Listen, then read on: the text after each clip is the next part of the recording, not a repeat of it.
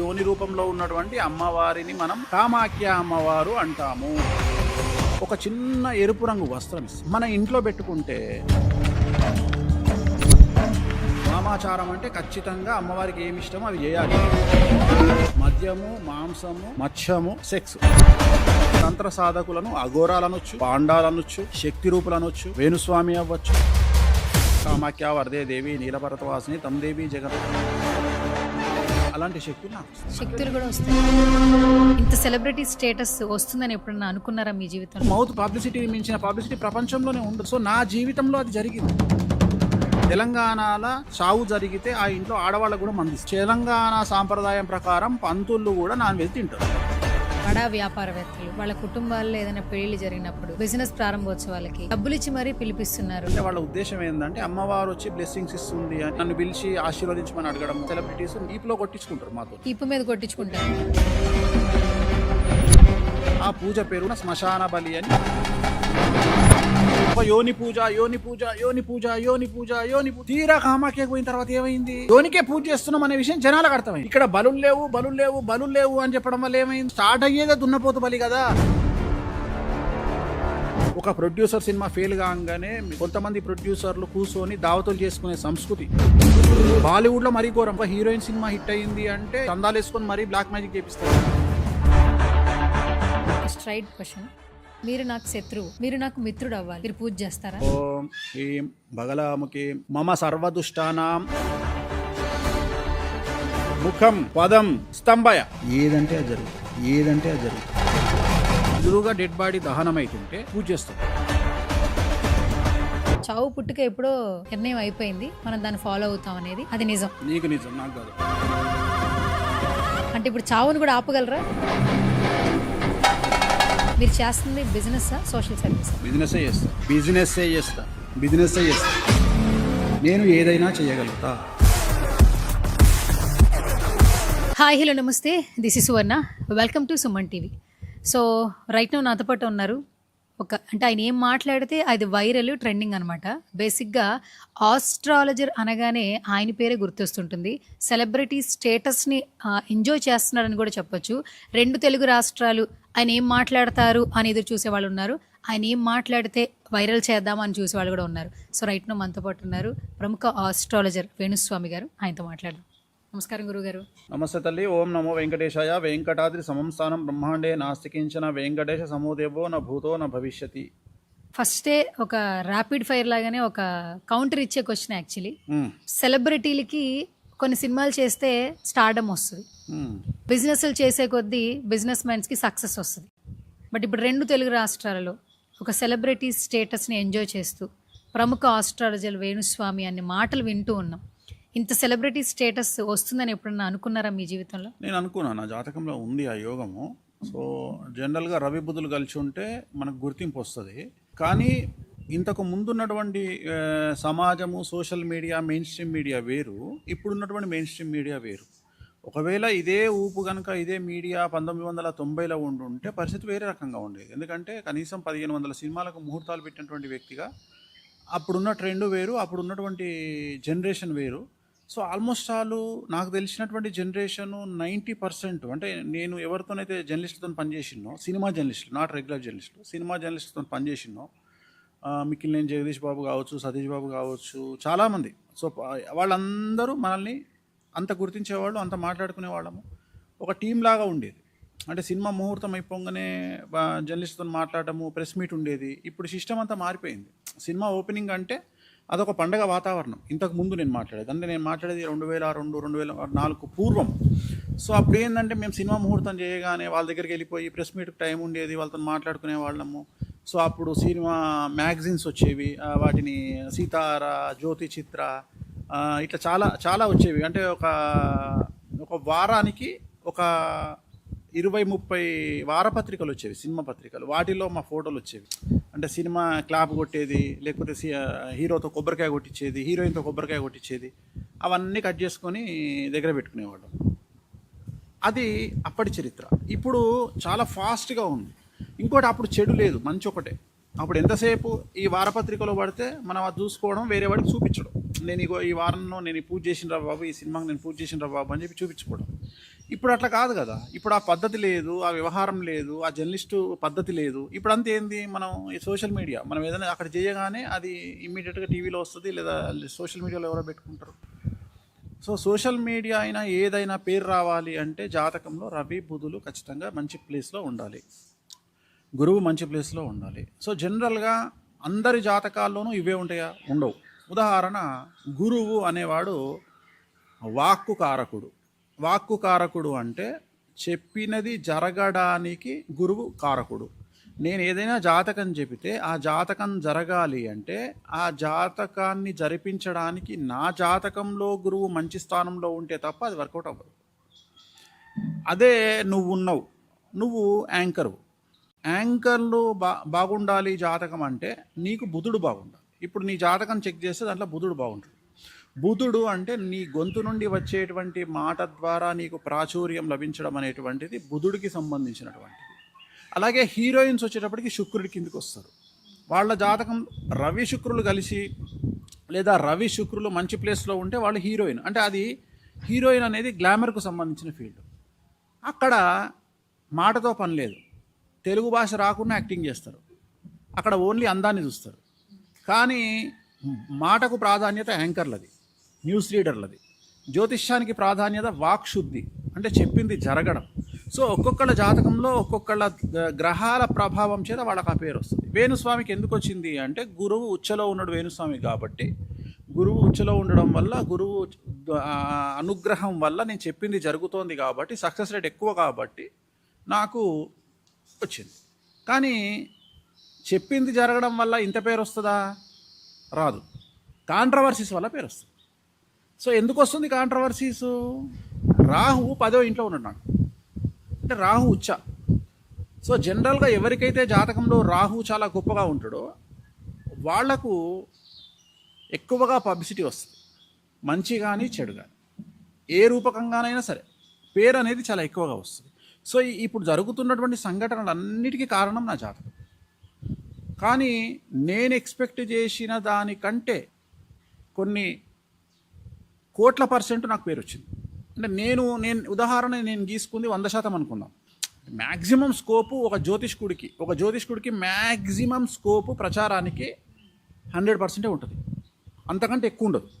కానీ కామాఖ్య అమ్మవారు నాకు ఇచ్చినటువంటి ప్రచారము 1,00,00,000% ఇచ్చింది. ఆమె తన ప్రచారాన్ని తెలుగు రాష్ట్రాల్లో చేయించడం కోసం నాతో చెప్పించినటువంటి కొన్ని మాటలు కొంతమందికి నెగిటివ్గా అనిపించి, ఆ నెగిటివ్ ఏదో చేస్తున్నాము అనే భ్రమలో కామాఖ్య అమ్మవారికి మంచి చేసిరు వాళ్ళంతా. ఇవాళ ఏ పరిస్థితికి వచ్చింది అంటే అంబుబాచి మేళా 2026లో తెలుగు రాష్ట్రాల నుండి 6 నుండి 7 లక్షల మంది తెలుగువారు కామాఖ్య దేవాలయానికి వెళ్ళేటట్లుగా ఈ ప్రచారం సాగింది. గత 2 సంవత్సరాల నుండి నా మీద చెడు జరుగుతుంది, నా మీద చెడు చేస్తున్నాము అనే భ్రమలో అమ్మవారికి మంచి చేసినారంతా. ఇక్కడ వాళ్ళ అల్టిమేట్ మోటివ్ ఏంటి అంటే వేణుస్వామిని మనం డ్యామేజ్ చేయాలా, ఒక యోని పూజ. తీరా కామాఖ్యకు పోయిన తర్వాత ఏమైంది? యోనికే పూజ చేస్తున్నాం అనే విషయం జనాలకు అర్థమైంది. ఇక్కడ బలులు లేవు అని చెప్పడం వల్ల ఏమైంది? అక్కడికి పోయిన తర్వాత జనాలకు అర్థమైంది ఏంటంటే అసలు ఇక్కడ స్టార్ట్ అయ్యేదే దున్నపోతు బలి కదా, కొన్ని వేల మంది ముందర జరుగుతున్నాయి కదా. ఓహో, ఇన్ని రోజులు వేణుస్వామి చెప్పినవన్నీ నిజాలు. అంటే ఏదైనా సమస్య క్లియర్ అవ్వాలి అంటే, జనాలు మనల్ని జడ్జి చేయాలి అంటే ఫస్ట్ సమస్య ఎక్కడొచ్చింది దాని క్లారిటీ జనాలు డైరెక్ట్ తీసుకుంటే బాగుంటుంది. అందుకనే మౌత్ పబ్లిసిటీ అంటాం మనం. ఎప్పుడు మౌత్ పబ్లిసిటీని మించిన పబ్లిసిటీ ప్రపంచంలోనే ఉండదు. ప్రమోషన్స్ కూడా చేయలేము, మనం ప్రమోషన్స్, సినిమా ప్రమోషన్స్ కూడా చేయలేము. సో నా జీవితంలో అది జరిగింది. నాకేమైంది అంటే అసలు కామాఖ్య గురించి మాట్లాడుతున్నాడు, తెలుసుకుందాం ఏందో సంగతి, కామాఖ్య పోయి చూద్దాం అని చెప్పి పోయే జనాలు ఎక్కువైపోయి ఏ క్రేజ్ వచ్చింది అంటే ఇవాళ కామాఖ్య అమ్మవారి దేవాలయంలో ఇచ్చే ఒక గుడ్డ ముక్క, చిన్న బట్ట ముక్క, అది మొత్తం 2 తెలుగు రాష్ట్రాలలో విపరీతమైన క్రేజ్కు దారితీసింది. కానీ ఇక్కడ చూస్తే ఇక్కడ తెలుగు వాళ్ళకి 2 తెలుగు రాష్ట్రాల్లో ఒకప్పుడు మీరు అన్నట్టు కామాఖ్య అమ్మవారి గురించి ఏ విశేషాలు తెలియదు. మీరు మాట్లాడడం మొదలుపెట్టిన తర్వాతే తెలుసుకోవడం జరుగుతోంది. మెయిన్గా ఏంటంటే కామాఖ్య అమ్మవారి టెంపుల్ అనగానే రీసెంట్గా ఒక 2 విషయాలు తెలుసుకోవాలన్నది గురుగారు. అక్కడ ఈ మధ్యకాలంలో నల్ల దుస్తులతో కొంతమంది తాంత్రికుల ఆలయంలోకి ప్రవేశించారు. అసలు నిజంగానే వాళ్ళు నిజమైన తాంత్రికుల? ఇప్పటికీ కూడా సోషల్ మీడియా అప్డేట్ అయిన తర్వాత కూడా ఈ తాంత్రిక వ్యవస్థను నమ్మాలా? తాంత్రిక పూజలు జరుగుతున్నాయా, ఏం చెప్తారు? ఇప్పుడు ఒక క్లారిటీ అమ్మ, ఇప్పుడు నీలాంటి వాళ్ళు కూడా కొద్దిగా అప్డేట్ అయి మాట్లాడాలి, నాలెడ్జ్ పెంచుకోవాలి. తాంత్రిక పూజలు అని వేటిని అంటారు అంటే తంత్ర మార్గంలో జరిగేటువంటి వాటిని తాంత్రిక పూజలు అంటారు. అసలు పూజల గురించి జనాలకు ఏమి అవగాహన ఉందని నేను అనేది, బావిలో కప్ప కూర్చొని ఏమనుకుంటుందట, ఇది అమెరికా, ఈ మూలలు కూర్చుంటుందట, బావిలో రౌండ్ ఉంటుంది కదా బావి, ఆ బావిలో కూర్చొని ఇగో ఇది అమెరికా, ఇది జపాన్, ఇది చైనా, ఇది యుక్రెయిన్ అని దానికి అదే అనుకుంటుందట. అనుకొని నేను ప్రపంచమంతా తిరిగి వచ్చినా అనుకుంటుందట. అది జీవితంలో ఎప్పుడైనా డబ్బులు ఖర్చు పెట్టుకొని భక్తి మార్గంలో నీకు ఆ యాత్రలు చేస్తే నీకు ఆ క్లారిటీ వస్తుంది. జనాలకు ఏం లేకుండా నీ ఇష్టం వచ్చినట్టు బట్టకాల్చి మీదేస్తా అంటే, జీవితంలో ఎప్పుడన్నా హైదరాబాద్ నుండి కామాఖ్య దేవాలయానికి పోతే కామాఖ్యలో ఏమవుతుందో తెలుస్తుంది. రైట్, అసలు తంత్ర మార్గం అంటే ఏంది? శ్రీకాళహస్తికి ఎప్పుడన్నా పోయినావా? రావుకేతో పూజ చేయించుకున్నావా? ఏమేమి ఇచ్చిర్రు నీకు అక్కడ? పసుపు కుంకుమ కలిపి పూజ చేసిర్రా? నాగ సర్పాలు పెట్టిర్రా? నిమ్మకాయలు పెట్టిర్రా? అది కూడా తంత్ర మార్గమే. తంత్రము అంటే క్రియ, తంత్రము అంటే క్రియ, మంత్రము అంటే మంత్రము. నువ్వు అబ్జర్వ్ చేయి, పసుపు కుంకుమ దక్షిణాచారంలో వేరు చేసి వాడతారు కదా, వేరు చేసి వాడతారు కదా, మళ్ళీ అడుగుతున్నా అందుకనే వేరు చేసి వాడతారు కదా. మరి తెలుగు రాష్ట్రాలల్లో ఒక దేవాలయంలో పసుపు కుంకుమను రెండుగా కలిపి పూజ చేసే విధానము ఒక్క శ్రీకాళహస్తిలోనే ఉంది కదా, ఉన్నదా లేదా? నిమ్మకాయలు ఎందుకు వాడతారు? అసలు నిమ్మకాయలు వాడేటువంటి పూజా విధానం ఎక్కడన్నా మనం చూసినామా ఇప్పటి వరకు? మనం ఎప్పుడు చూసినా ఏం చూసినాము? నిమ్మకాయలు దిష్టి తీసేటప్పుడు కోసి పక్కకు పారవేసినాము, కానీ ఎప్పుడు నిమ్మకాయల పూజలో వాడలా. సో నిమ్మకాయలు కామాఖ్యలో వాడుతున్నాం మనం, సో శ్రీకాళహస్తిలో వాడుతున్నాం. సో ఇక్కడ తంత్ర మార్గము అనగానే అదేదో పెద్ద దొంగతనము, అదేదో లంగతనము అనేటువంటి ప్రచారానికి తీసుకొచ్చిన వాళ్ళను క్వశ్చన్ చేయాల్సింది ఏంటంటే, నాలెడ్జ్ ఉంటే క్వశ్చన్ చేయండి, క్వశ్చన్ చేసే దమ్ముంటే క్వశ్చన్ చేయండి, లేదు ChatGPTని అడగండి. వామాచారం అంటే ఏంది, తంత్ర మార్గం అంటే ఏంది, అది చాలా నాకంటే బాగా విశదీకరిస్తుంది వామాచారం అంటే ఏంది అని. ఇక్కడ అంబుబాచి మేళా అనేటువంటిది ఏంటంటే, అమ్మవారికి రక్తస్రావం జరుగుతుంది. అంటే రజస్వల సమయం అది. ప్రతి సంవత్సరము ఒక ప్రత్యేకమైన నక్షత్రములో ఆ సమయంలో 4 రోజుల పాటు అమ్మవారి మనము ఇంకా ముఖ్యమైన విషయం ఏంటంటే, మనం పూజించేటువంటి దశమహావిద్యలన్నీ కూడా యోని రూపంలో ఉంటాయి, యోని రూపంలోనే ఉంటాయి. అమ్మవారికి ఎక్కడ కూడా విగ్రహారాధన లేదు. 10 దేవతలు ఉన్నారు అక్కడ. 10 దేవతలు దశమహావిద్యలు అంటారు. దశ మహావిద్యలు వేరు, దశ రూపాలు వేరు. మనకు తెలుగులో మన హిందూ సాంప్రదాయంలో దశ అవతారాలు ఉన్నాయి, కానీ ఇక్కడ మనం అవతారాల గురించి మాట్లాడుకోవట్లా. దశ అవతారాలు విగ్రహ రూపంలో ఉంటాయి. నేను చెప్పే దశ మహావిద్యలు, మహావిద్య ఇది యోని రూపంలోనే ఉంటాయి. ఈ 10 మహావిద్యలు ఒక్కొక్క అమ్మవారు ఒక్కొక్క విజయాన్ని ఇవ్వడానికి వెలిసినటువంటివి, ఏర్పడ్డటువంటివి. రెండవది, ఇక్కడ ఎక్కడ కూడా క్రియేట్ చేసి ప్రత్యేకంగా ప్రతిష్ఠించినటువంటి అమ్మవార్లు కాదు. అమ్మవారి పార్వతీదేవి సతీదేవి యొక్క యోని రూపము డైరెక్ట్ నీలాచలము అనేటువంటి కొండ మీద పడి, అది ఇంకా 9 ముక్కలు కాబడి మొత్తం 10 ముక్కలతోటి యోని రూపంలో ఉన్నటువంటి అమ్మవారిని మనం కామాఖ్య అమ్మవారు అంటాము. కామము అంటే ఎదవలు ఆలోచించినట్టుగా కామము అంటే చెడు ఆలోచన కాదు. కామము అంటే కోరిక మాత్రమే. మానవులు కోరుకునేటువంటి కోరికను కామము అంటారు. కొంతమంది ఎదవన కొడుకులు కామాన్ని తీసుకుపోయి, కామము అనే దాన్ని తీసుకుపోయి ఆ కోరికను తీసుకుపోయి అటాచ్ చేసారు. కామము అంటే కోరిక మాత్రమే. ఈ కోరికను తీర్చున్నటువంటి అమ్మవారి పేరు కామాఖ్య అమ్మవారు. సూపర్, చాలా చక్కగా చెప్పారు. ఇప్పటి వరకు ఇంత ఎక్స్ప్లెనేషన్ ఇంకా చెప్తున్నా, నువ్వు అడిగిన దానికి ఆన్సర్ కూడా కంప్లీట్ చేస్తా. సో ఇక్కడ నువ్వేమడిగినావంటే నల్ల బట్టలు వేసుకొని వచ్చినారు అని అడిగినావు. సో ఇక్కడ నల్ల బట్టలు వేసుకొని వస్తారు, ఎర్ర బట్టలు వేసుకొని వస్తారు. కామాఖ్య అమ్మవారికి ప్రతిరూపమైనటువంటి రంగు ఎరుపు, బగాలముఖి అమ్మవారికి ప్రతిరూపమైనటువంటి రంగు పసుపు. నువ్వు అబ్జర్వ్ చేస్తే వారములో 6 రోజులు నేను రెడ్ కానీ ఎల్లో కానీ ఇస్తాను. నువ్వు అబ్జర్వ్ చేస్తే నేను ఆ డ్రెస్ తప్ప వేరే డ్రెస్ వెయ్యా. ఇప్పుడు కూడా ఎరుపు ఉంది నా ఒంటి మీద. ఈ ఎరుపు అనేటువంటిది కామాఖ్య అమ్మవారికి ప్రతీక. అమ్మవారికి ఇష్టమైన రంగు ఇది, కామాఖ్య అమ్మవారి రంగు. ఎల్లో అనేది బగాలముఖి అమ్మవారికి రంగు. సో నలుపు అనేది కొంతమంది కాళీ రూపానికి ప్రతీక. కాళికాదేవి రూపానికి ప్రతీక. సో ఇక్కడ ఏ తంత్ర సాధకుడైనా ఇక్కడ తంత్ర సాధకులను అఘోరాలు అనొచ్చు, పాండాలు అనొచ్చు, శక్తి రూపులు అనొచ్చు, వేణుస్వామి అవ్వచ్చు, సాధన చేస్తాడు కాబట్టి నేనవ్వచ్చు. సో ఇక్కడ అమ్మవారిని సాధన చేసేటువంటి వామాచారంలో, అండర్లైన్ వామాచారం అంటే ఖచ్చితంగా అమ్మవారికి ఏమి ఇష్టమో అవి చేయాలి.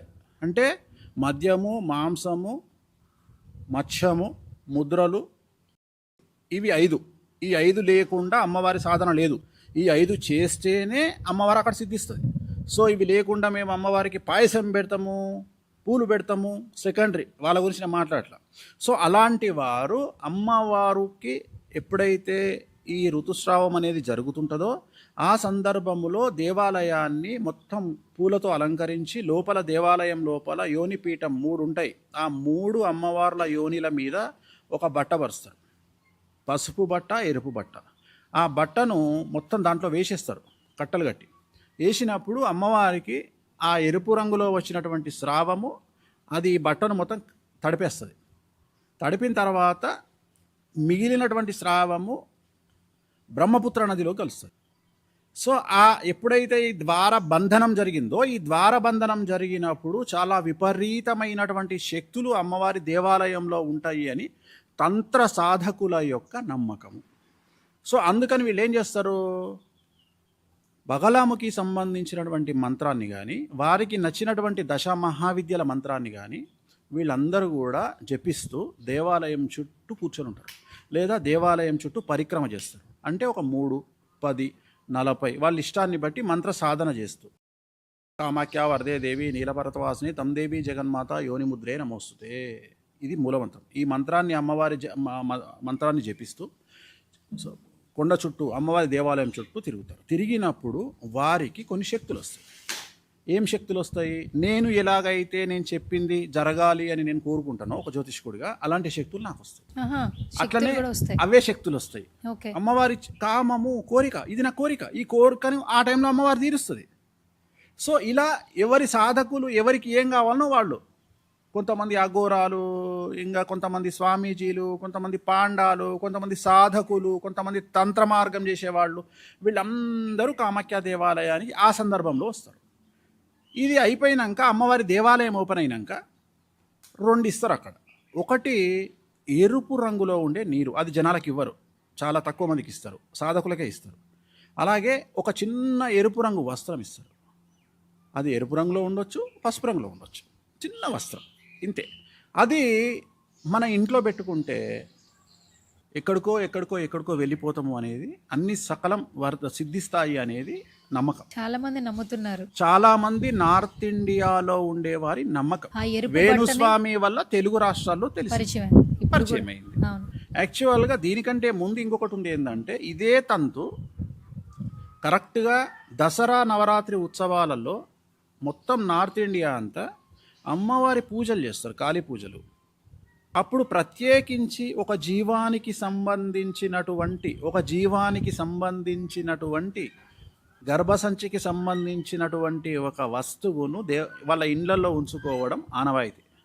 అది పెట్టుకుంటే సక్సెస్ దొరుకుతుంది అనేటువంటిది అక్కడి జనాల యొక్క నమ్మకం. ప్రత్యేకించి ఒక ప్రాంతానికి సంబంధించిన వాసులకు సంబంధించిన నమ్మకం. కానీ కామాఖ్య అనేది జగత్తుకు సంబంధించింది కాబట్టి ఆ వస్త్రము ఎవరి దగ్గర ఉంటే వాళ్లకు అష్ట ఐశ్వర్యాలు సిద్ధిస్తాయి, అన్ని కోరికలు సిద్ధిస్తాయి అనేటువంటిది నమ్మకం. సో దీన్ని కొంతమంది ఆసరాగా తీసుకొని తెలుగు రాష్ట్రాలలో ఇక్కడ కూడా అమ్మవారు రజస్వలైతుంది అని చెప్పి దొంగతనంగా చాలా వరకు ఆ దొంగ వస్తువులు అమ్మడం స్టార్ట్ చేశారు. ఇది మా దగ్గర వచ్చింది అని కొంతమంది స్వామీజీలు మా దేవాలయంలో ఏర్పడింది అని కుంకుమ నీళ్ళు కలిపి ఇట్లా అని దాన్ని ఇవ్వడము, డబ్బులు తీసుకోవడము, టెంపుల్కు డొనేషన్లు తీసుకోవడం, అక్కడికి వచ్చింది ప్రస్తుతం పరిస్థితి. అడగమ్మా. అయితే ఇప్పుడు మీరు ఏదైతే చెప్పారో ఆ ఎర్ర వస్త్రం, దాన్ని ప్రసాదంగా భావిస్తారని కూడా విన్నాను. ప్రసాదం అంటే అక్షతలను ఏమని, ఇప్పుడు తిరుమలలో వెంకటేశ్వర స్వామి దేవాలయంలో మనకి ఏమి ఇస్తారు అంటే, నువ్వు అబ్జర్వ్ చేస్తే విఐపి ప్రసాదం అని ఒకటి ఉంటుంది, ఒక కవర్ ఉంటుంది, పేపర్తోనూ కవర్ ఉంటుంది, తిరుమల తిరుపతి దేవస్థానం ఆశీర్వచనం అని దాని మీద ప్రింట్ అయి ఉంటుంది. దాంట్లో ఏముంటాయి అంటే ఒక వాటర్ బాటిల్ అంటే తీర్థము ప్లస్ అక్షతలు, అంటే అది ప్రసాదం. అట్లనే కామాఖ్య అమ్మవారి దగ్గర మనకు ఇచ్చేటువంటి ప్రసాదము దీని అంబుబాచి మేళా తర్వాత మనకు అక్కడ అక్షతలు ఇయ్యరు. కామాఖ్య దేవాలయంలో అక్షతలు ఉండవు. వాళ్ళంతా తెల్ల బియ్యము నువ్వులతోటే పూజ అవుతుంది. ఓకే. సో అవే ఉంటాయి. తంత్ర మార్గంలో వాటినే వాడతారు. పసుపు అనేది వాడరు, కుంకుమ ఒకటే ఉంటుంది. సో కుంకుమ మరియు మేక రక్తంలో కలిపినటువంటి కుంకుమ, ఈ రెండింటినే మనం బొట్టుగా పెట్టుకుంటాం. అలాగే తీర్థం ఏమి ఇస్తారు మనకు? మందు కలిపినటువంటి నీళ్ళు ఇస్తారు. డైరెక్ట్గా లిక్కర్ కలిపినటువంటి తీర్థాన్ని మనకు హోమం చేసిన తర్వాత మన చేతిలో వేస్తే మనం తాగుతాం. అలాగే ప్రసాదం ఏమి ఇస్తారు? అన్నప్రసాదము. డైరెక్ట్గా పాలకూర పప్పులో మటన్ వేసి వండినటువంటి ప్రసాదాన్ని, అన్నాన్ని, అంటే ప్రసాదం అన్నప్రసాదాన్ని మనకు కూరను మనకు ఇస్తారు. మనం అన్నంలో కలుపుకొని వాళ్ళు ఇచ్చిన భోగమే అంటారు. ఆ భోగంలో ఏమేమి ఉంటాయి? ఒక చేప, మటన్ అంటే పాలకూర, మటను, పప్పు ప్లస్ అన్నము ప్లస్ పరమాన్నము, ఇవి కలిపి మనకు నైవేద్యం ఇస్తారు, భోగం ఇస్తారు. మనం అవి తినొచ్చు. అది కాకుండా ఇంట్లో పెట్టుకోవడానికి ఇచ్చేది ఒక చిన్న కాయ లాంటి వస్తువు ఉంటుంది, అది ఇస్తారు. ₹1 కాయిన్ ఇస్తారు. ఓన్లీ అంబుబాచి మేళా తర్వాత ఈ రెడ్ వస్త్రం ఇస్తారు. ఇది ఎప్పుడు పడితే అప్పుడు దొరకదు. ఇది ఓన్లీ జూన్లో అంబుబాచి మేళా అయిన తర్వాత ఒక నెల వరకు మాత్రమే మ్యాక్సిమం. అంటే జనాలకు ఇచ్చేది 2 రోజులే. ఉదాహరణ 26వ తారీఖు నాడు ఎండ్ అయింది, 26వ తారీఖు పొద్దున్న దేవాలయం ఓపెన్ అయింది, మ్యాక్సిమం 29 వరకే ఇచ్చిర్రు. అది తర్వాత ఆపేసారు. అంటే అంతమందికి ఇవ్వలేరు కదా. కానీ అక్కడ దేవాలయానికి సంబంధించినటువంటి 4 కుటుంబాలు ఉంటాయి. ఆ 4 కుటుంబాలకు మాత్రమే రైట్స్ ఉంటాయి. వాళ్ళ దగ్గర ఆ బట్ట ఉంటుంది. వాళ్ళను మనం నెల తర్వాత అడిగినా 2 నెలల తర్వాత అడిగినా మనకి ఇస్తారు. గురుగారు, నాకు ఒక చిన్న డౌట్. మీరు ఏదైనా ఓపెన్గా మాట్లాడతారు కాబట్టి, మనకి ఇక్కడ మన సంస్కృతి సాంప్రదాయాలను ఒకసారి చూస్తే, పీరియడ్ టైమ్స్లో అమ్మాయిలు ఉన్నప్పుడు వాళ్ళని కొన్ని శుభ కార్యక్రమాలకి దూరంగా ఉంచుతారు. ఇంట్లో కూడా అన్నీ తిరగొద్దంటారు, బీరువాళ్ళు ముట్టుకోవద్దంటారు. అండ్ పెళ్ళిళ్ళు జరిగినాయి అనుకోండి, ఆ ముహూర్తంలో పెళ్లి చేసుకోకూడదు కాబట్టి ఆ డేట్ లేని టైంలో మారుస్తారు. అంటే ఆ టైంలో కొంచెం దూరంగా ఉంచుతారు. అంటే శుభశకనం కాదు, ఒక మైలు పడిన వ్యక్తిగా చూస్తూ ఉంటారు. ఇక్కడ చూస్తే కంప్లీట్గా యోని పూజలు చేయడం, ఆ మాతని పూజించడం, కోరిక కోరడం, అండ్ ఆ ఋతుస్రావమైనటువంటి ఆ క్లాత్ని తీసుకొచ్చి ఇంట్లో పెట్టుకోవడం ఆపోజిట్గా చూస్తున్నాం మనం. ఇక్కడ చూడట్లేదు. ఇక్కడ చూస్తే పీరియడ్ టైంలో ఎక్కడ లేదు. ఇది నిజంగా మనం నేర్పియక మనం దొంగనా కొడుకులం కదా. మనకు సాకులు కావాలి. మనం పూజించేటువంటి శివుడు ఏ ఆకారంలో పూజిస్తున్నాము చెప్పమ్మా? లింగాకారం అంటే తెలుసు కదా. మరి భర్తను లింగాకారంలో పూజిస్తున్నాము, భార్యను ఏ ఆకారంలో పూజిస్తున్నాము? యోని రూపంలో. అంటే ఇక్కడ యాక్చువల్గా హిందూ మతం ఏం చెప్తుంది? సృష్టికి ప్రతిరూపమైనటువంటి దేవీ దేవతలను, ఆది దంపతులు అయినటువంటి పార్వతీ పరమేశ్వరులను దేవతా స్వరూపములో పూజిస్తున్నాము. బట్ ఇక్కడ ఆకారాలు లేకుండా పురుషుడికి ముఖ్యమైనటువంటి లింగాకారములో శివుడిని, ఆడవారికి యోని రూపాన్ని అక్కడ పెట్టుకొని సృష్టికి ప్రతిరూపంగా, సృష్టికి మూలమైనటువంటి అమ్మవారిని, తండ్రిని మనం అక్కడ చూసుకుంటాం. సో ఇది సంస్కృతిని, సాంప్రదాయాల్ని, పద్ధతిని నేర్పించడానికి ఉపయోగపడేటువంటి ఒక పద్ధతి, ఒక ఆచారం. అంటే అమ్మాయిని నువ్వు పుట్టినటువంటి యోని నుండి పుట్టినటువంటి తల్లి ఎంత రెస్పెక్ట్ ఇస్తావో అంతే రెస్పెక్ట్ అమ్మవార్లకు, అంటే అమ్మాయిలకు ఇయ్యవలెను అని మన హిందూ ధర్మశాస్త్రాలు మనకు నేర్పిస్తున్నటువంటి వ్యవహారము. అంటే కొంతమంది పిచ్చి కొడుకులకు, కొంతమంది దొంగ కొడుకులకు యోని అనేది ఒక ఆట వస్తువుగా మారుతున్నటువంటి సందర్భములో అది కాదురా పిచ్చుండా కొడుక, యోని అంటే ఒక భక్తిభావంతో చూడవలసినటువంటి ఒక వ్యవస్థ, ఒక వ్యవహారము అని జనాలకు తెలియజేయడానికి పూర్వ ఆచారము పెట్టినటువంటి సాంప్రదాయము. సో ఇక్కడ మనకు లేదు అంటే ఇక్కడ నువ్వు కామాఖ్య పోతే తెలుస్తుంది, కామాఖ్యకు పోకుండా నీకెట్లా తెలుస్తుంది? సో ఇక్కడ యోని రూపాన్ని భగవంతుడి, అమ్మవారి యొక్క స్వరూపంగా నువ్వు భావిస్తున్నావు. ఇంకొక ప్రశ్న కూడా వేసినావు నువ్వు. అమ్మాయిలకు నెలసరి వచ్చినప్పుడు అప్పటి దేశ కాలమాన పరిస్థితులను బట్టి మనం మాట్లాడుకోవాల్సింది ఏంటంటే, అక్కడ రక్తస్రావము జరిగినప్పుడు కొన్ని మలినాలు, కొన్ని వైరస్లు, కొన్ని బ్యాక్టీరియాలు బయటికి రిలీజ్ అవుతాయి కాబట్టి ఇంట్లోకి పర్మిషన్ లేదు అని చెప్పారు. అంతే తప్ప ఇక్కడ అంటుముట్టు వ్యవహారం ఏం లేదు. యాక్చువల్గా దాన్ని మనోళ్ళు ఏదైనా కానీ చక్కగా చెప్తే వినరు కదా. ఇప్పుడు మనోళ్ళ దగ్గర గొప్పతనం ఏంటంటే మన సాంప్రదాయాలు ఎట్లుంటాయంటే కొద్దిగా పద్ధతిగా చెప్తాయి మనకు, అంటే చెప్తే వినకపోతే కొట్టినట్టుగా చెప్తాయి. సో అందుకని మనకి ఏం సిస్టమ్ పెట్టిరు అంటే ఈ సిస్టమ్ పెట్టి యాక్చువల్గా ఆడవాళ్లకు ఆ టైంలో విపరీతమైనటువంటి స్ట్రెస్ ఉంటుంది, విపరీతమైనటువంటి డిస్కంఫర్ట్ ఉంటుంది. అది ప్రకృతిలో భాగంగా వాళ్ళల్లో మూడ్ స్వింగ్స్ ఉంటాయి. సో వీటన్నిటి నుండి 4 రోజులు అసలు సెలవు లేనటువంటిది ఎవరికి? స్త్రీకి. ఎందుకంటే 24 గంటలు ఇంటూ 7 7 రోజుల పాటు 24 గంటలు కష్టపడేటువంటి మహిళకు సెలవు ఎక్కడిది నెలకు? మగవాళ్ళకు సెలవులు ఉన్నాయి, ఆడవాళ్ళకు సెలవులు లేవు అని దీన్ని సిస్టంలోకి చేర్చి ఈ 4 రోజులు అమ్మాయిలకు సెలవులు ఇచ్చారు. ఈ 4 రోజులు మిమ్మల్ని ఒకవేళ దూరంగా కూర్చోబెట్టకపోతే మీరు మా మాట వినరు అనే ఉద్దేశంతో దూరంగా కూర్చోబెట్టడం స్టార్ట్ చేశారు. అప్పుడు ఏమవుతుంది? దూరంగా కూర్చోవడము, వేరే పని లేకపోవడం వాళ్ళకి ఇచ్చినటువంటి పద్ధతి అది. కానీ ఇప్పుడు జనరేషన్ను బట్టి మొత్తం మారిపోయినాయి. ఒకప్పుడు తల్లి తండ్రి చనిపోతే నిప్పు పెట్టాల్సింది మగపిల్లలు అనేటువంటి సాంప్రదాయం ఉంది. ఇవాళ మగపిల్లలు లేనటువంటి తల్లిదండ్రులు చనిపోతే ఆడపిల్లలే తలకొరిగి పెడుతురు మొత్తం భారతదేశంలో. ఎందుకు అంటే ఆ ప్రేమ అనేది వాళ్ళని అక్కడికి చేర్చింది, అలా చేస్తున్నారు. సో ఇప్పుడు ఎప్పుడో వెళ్ళిపోయినాయి. ఇప్పుడు జనరల్గా ఎక్కువ ఎక్స్ట్రీమ్ పాటించే బ్రాహ్మణ్ కమ్యూనిటీలో కూడా ఈ నెలసరి అనేటువంటి దాన్ని తీసేసి ఆల్మోస్ట్ ఆల్. ఎందుకంటే ఫస్ట్ పిల్లలు యాక్సెప్ట్ చేయట్లా. జనరేషన్ను బట్టి నువ్వు 4 రోజులు ఒక అమ్మాయిని, ఒక 22 సంవత్సరాల అమ్మాయిని కూర్చోబెడితే వచ్చినోడల్లా చూసి ఏమైంది, దూరం ఉందా అంటే మా భాషలో మేము తెలంగాణ సాంప్రదాయంలో మేము దూరం ఉందా అంటాం. దూరం ఉందా అంటే బయట ఉందా అని అర్థం. సో అక్కడ కూర్చుంది అని అర్థం. సో ఇవన్నీ కూడా దేశ కాలమాన పరిస్థితులను బట్టి మనం ఏర్పరచుకున్నటువంటి సిద్ధాలు. రెండవది ప్రామాణికంగా ఏరియాలను బట్టి డిసైడ్ అవుతుంది.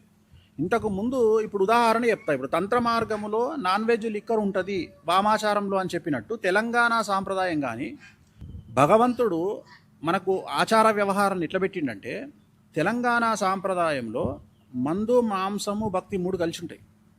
నువ్వు అబ్జర్వ్ చేయి. ఎందుకంటే భగవంతుడిని చాలా దగ్గరగా చేయడానికి తెలంగాణ సాంప్రదాయం ఉపయోగపడుతుంది. తెలంగాణ సాంప్రదాయం ప్రకారము భక్తి ప్లస్ ఎంటర్టైన్మెంట్ ఈ 2 కలిసి ఉంటాయి. ఇప్పుడు ఉదాహరణ తీసుకుంటే తెలంగాణ సాంప్రదాయంలో ఏ దేవాలయానికి వెళ్ళినా నాన్ వెజ్ లిక్కర్ ఉంటుంది. పెళ్ళిళ్ళు కూడా అసలు చావుకు పెళ్లికి నాన్ వెజ్ ఉంటుంది.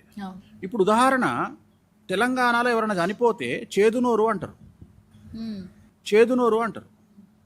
అంటే చనిపోయినాక ఖచ్చితంగా వాళ్ళకు 2వ రోజో 3వ రోజో మనకు తెలిసిన వాళ్ళు మన బంధువులు ఏం చేస్తారంటే, ఇప్పుడు ఉదాహరణ మా అమ్మ చనిపోతే మా అన్న అంటే మా కజిన్ బ్రదర్స్ వాళ్ళు ఏం చేసిర్రు, నాకు ఇంత లిక్కరు ఇంత నాన్ వెజ్ వండి తీసుకొచ్చారు. అయితే మరి పంతులు కదా తెలంగాణ తింటారా అంటే తెలంగాణ సాంప్రదాయం ప్రకారం పంతుళ్ళు కూడా నాన్ వెజ్ తింటారు, మందు తాగుతారు. కానీ చాలా వరకు బయటికి చెప్పుకోరు. ఇక్కడ దొరల సాంప్రదాయం వెలమలది మరియు రెడ్ల దొర సాంప్రదాయం ఇక్కడ నడిచింది. అలాగే వైష్ణవ సాంప్రదాయాన్ని పాటించే ప్రతి ఒక్క కులస్తులు కూడా ఇక్కడ తెలంగాణలో పంతులకు మాంసం పెట్టి తద్దినాలు పెట్టడము, సంవత్సరికాలు జరపడము ఆనవాయితీ. సో వాళ్ళు ఒక మేకను కోస్తే ఆ లెగ్ పీస్ అనేది పంతులు ఇంటికి పంపిస్తారు. ఇక్కడ సాంప్రదాయం, తెలంగాణ ఆచార వ్యవహారం. సో ఇక్కడ భక్తి నరసింహస్వామి గుడికి యాదగిరి గుట్టకు పోతే చిన్న గుట్ట దగ్గర వచ్చి మందు మాంసం వాడతావు. అట్లనే కొమరవెల్లి మల్లన్న దగ్గరికి పోతే వచ్చేటప్పుడు పోచమ్మ దేవాలయం దగ్గర ఆగుతావు. అట్లనే సికింద్రాపూర్ నరసింహస్వామి దేవాలయానికి పోతే అక్కడ కూడా నువ్వు పెద్దగుట్టకు పోతే పెద్దగుట్టలో నువ్వు ఏ టెంపుల్కి పోయినా, ఈవెన్ ఆంజనేయ స్వామి దేవాలయము కర్నూలు దగ్గరికి పోయినా రిటర్న్లో వచ్చేటప్పుడు బద్దిపోచమ్మ దగ్గర ఆగి అక్కడ మళ్ళీ మాంసం గీసం చేసుకొని మళ్ళీ ఎంజాయ్ చేసి వస్తారు. అంటే ఇక్కడ ఎందుకు అంటే దేవుడిని కూడా తమ యొక్క ఆచార వ్యవహారాలలో మమేకం చేసుకోవడం తెలంగాణ సాంప్రదాయం యొక్క లక్షణం. ఇక్కడ మందు మాంసము లేకుండా భక్తిభావం లేదు. అంటే చాలామంది దేవుడిని దూరం చేసిండ్రు కొంతమందికి అని అంటారు కదా. ఆ దూరం చేసిండ్రు అనేటువంటి పదం లేకుండా చాలా దగ్గరగా ఉన్నాడు దేవుడు అని చెప్పడమే ఈ సిస్టమ్ యొక్క లక్షణం. అంటే జనరల్గా లిక్కర్కు ఎవరు అడిక్ట్ అవుతారు? కొన్ని కులాల వాళ్ళే అవుతారు. సాంప్రదాయం అనుకున్న దాని ప్రకారం. కానీ ఇక్కడ ఏమవుతుంది, నువ్వు మందు తాగుతున్నావు, మాంసం తింటున్నావు, దేవునితోనే అటాచ్ అవుతున్నావు, దేవుని దర్శనం చేసుకుంటున్నావు, దర్శనం కాగానే మందు తాగుతున్నావు, మాంసం తింటున్నావు, మళ్ళీ నువ్వు ఆనందంగా ఉంటున్నావు, అవసరం అనుకుంటే నువ్వు దేవుని ముందర డ్యాన్స్ చేస్తున్నావు, నువ్వు దేవుని దర్శనం అయిపోగానే డీజే పెట్టుకొని డ్యాన్స్ చేస్తున్నావు. సో ఇవన్నీ కూడా సాంప్రదాయాన్ని బట్టి ఉంటాయి. తెలంగాణ సాంప్రదాయం అందుకనే చాలా గొప్పది. తెలంగాణలో మందు, మాంసము, భక్తి 3 కలిసి ఉంటాయి ఎప్పుడు. ఈ 3ంటిని విడదీసే పరిస్థితి లేదు. సమ్మక్క సారక్కైనా నువ్వు చూడు, అవి లేకుండా ఎక్కడా నడవదు. అందుకనే చాలామంది నాలాగా ఓపెన్గా మాట్లాడడానికి ఏదో అడ్డంకి వస్తుంది, కానీ అసలు మందు, మాంసము వీటిని దూరం చేసుకుంటే, ఇప్పుడు ఒక మనిషి ఎంతో కష్టాలలో ఉంటాడు, చనిపోతాడు. వాడు చనిపోయిన తర్వాత మన ఫ్యామిలీ చాలా కష్టాలలో ఉంటుంది, డిప్రెషన్లో ఉంటాడు, ఒక షాక్లో ఉంటాడు. ఆ షాక్ పోవాలంటే నీకేం కావాలి? తెలంగాణలో చావు జరిగితే ఆ ఇంట్లో ఆడవాళ్ళకు కూడా మందు ఇస్తారు. నేను అనేది ఏంటంటే దాన్ని మందు అని విషయం అనాలే కదా. మరి మందు అని ఎందుకు అన్నారు? మందు అంటే ఏంది? మన భాషలో మెడికల్ షాప్లో దొరికేది మందు. మరి దీన్ని కూడా మందు అని ఎందుకు అన్నావు? అంటే ఇది కూడా మెడిసిన్ లాగా పనిచేస్తుంది కాబట్టి దీన్ని మందు అన్నారు. సో దీన్ని నికరంగా మంచిగా పద్ధతిగా తాగితే ఇది కూడా డిప్రెషన్ నుండి బయటికి తీసుకొస్తుంది. సో ఈ సాంప్రదాయాలని చాలా డిఫరెంట్ సాంప్రదాయాలు ఏరియాని బట్టి ఉంటాయి. సో ఒక ఏరియాలో ఒక రకంగా ఆలోచిస్తారు, ఇంకో రకంగా ఆలోచిస్తారు. ఓకే. సో వేణుస్వామి గారు, ఇప్పుడు తెలంగాణలో ఉన్నటువంటి పూజా క్రతువుల గురించి ఇక్కడ ఏ విధంగా ఉంటుంది, కొన్ని చాలా బాగా చెప్పారు. కాబట్టి ఇప్పుడు రీసెంట్గా ఒక కాంట్రవర్సీ నడుస్తోంది.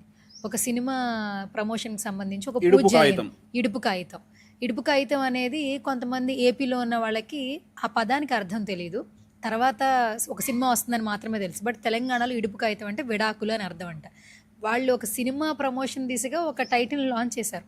ఆ నెక్స్ట్ రోజు నుంచి ఎక్కడ చూసినా ఇడుపు కాగితం మీద కాంట్రవర్సీలు జరుగుతున్నాయి. ఆ పదం గురించి మాట్లాడుతున్నారు. సినిమాని తీసుకొద్దామని సినిమా టీం అనుకుంటుంటే ఇది కొంచెం డిఫరెంట్ వేలో కనిపిస్తూ ఉంది. ఇంకో కొంతమంది ఏమంటారంటే ఇవన్నీ ఇన్ని కాంట్రవర్సీ మధ్యన ఈ సినిమాను మొదలు పెడతారా, రిలీజ్ చేస్తారా లేదా అన్న అనుమానాలు కూడా వ్యక్తం అవుతున్నాయి. ఏం లేవు, ఎందుకు అనుమానాలు వస్తాయి? సినిమా అనేది సినిమా రకంగా చూడాలి.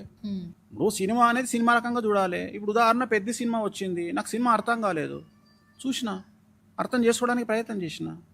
ఒక సినిమా అభిమానిగా పుష్ప సినిమా చూసిన, అర్థమైంది, అర్థం చేసుకోవడానికి ప్రయత్నం చేసిన. ఆ స్లాంగ్ మనకు అర్థం కాదు. జనరల్గా శ్రీకాకుళం స్లాంగు, చిత్తూరు స్లాంగు, పాతది 1970 స్లాంగ్ మనకు అర్థం కాదు. ఇప్పుడు అట్లా లేం మనం. ఆల్మోస్ట్ మన భాష మారింది. సో తెలంగాణలో మన బలగం అనే సినిమా వచ్చింది, బ్లాక్ బస్టరు, అతిపెద్ద హిట్.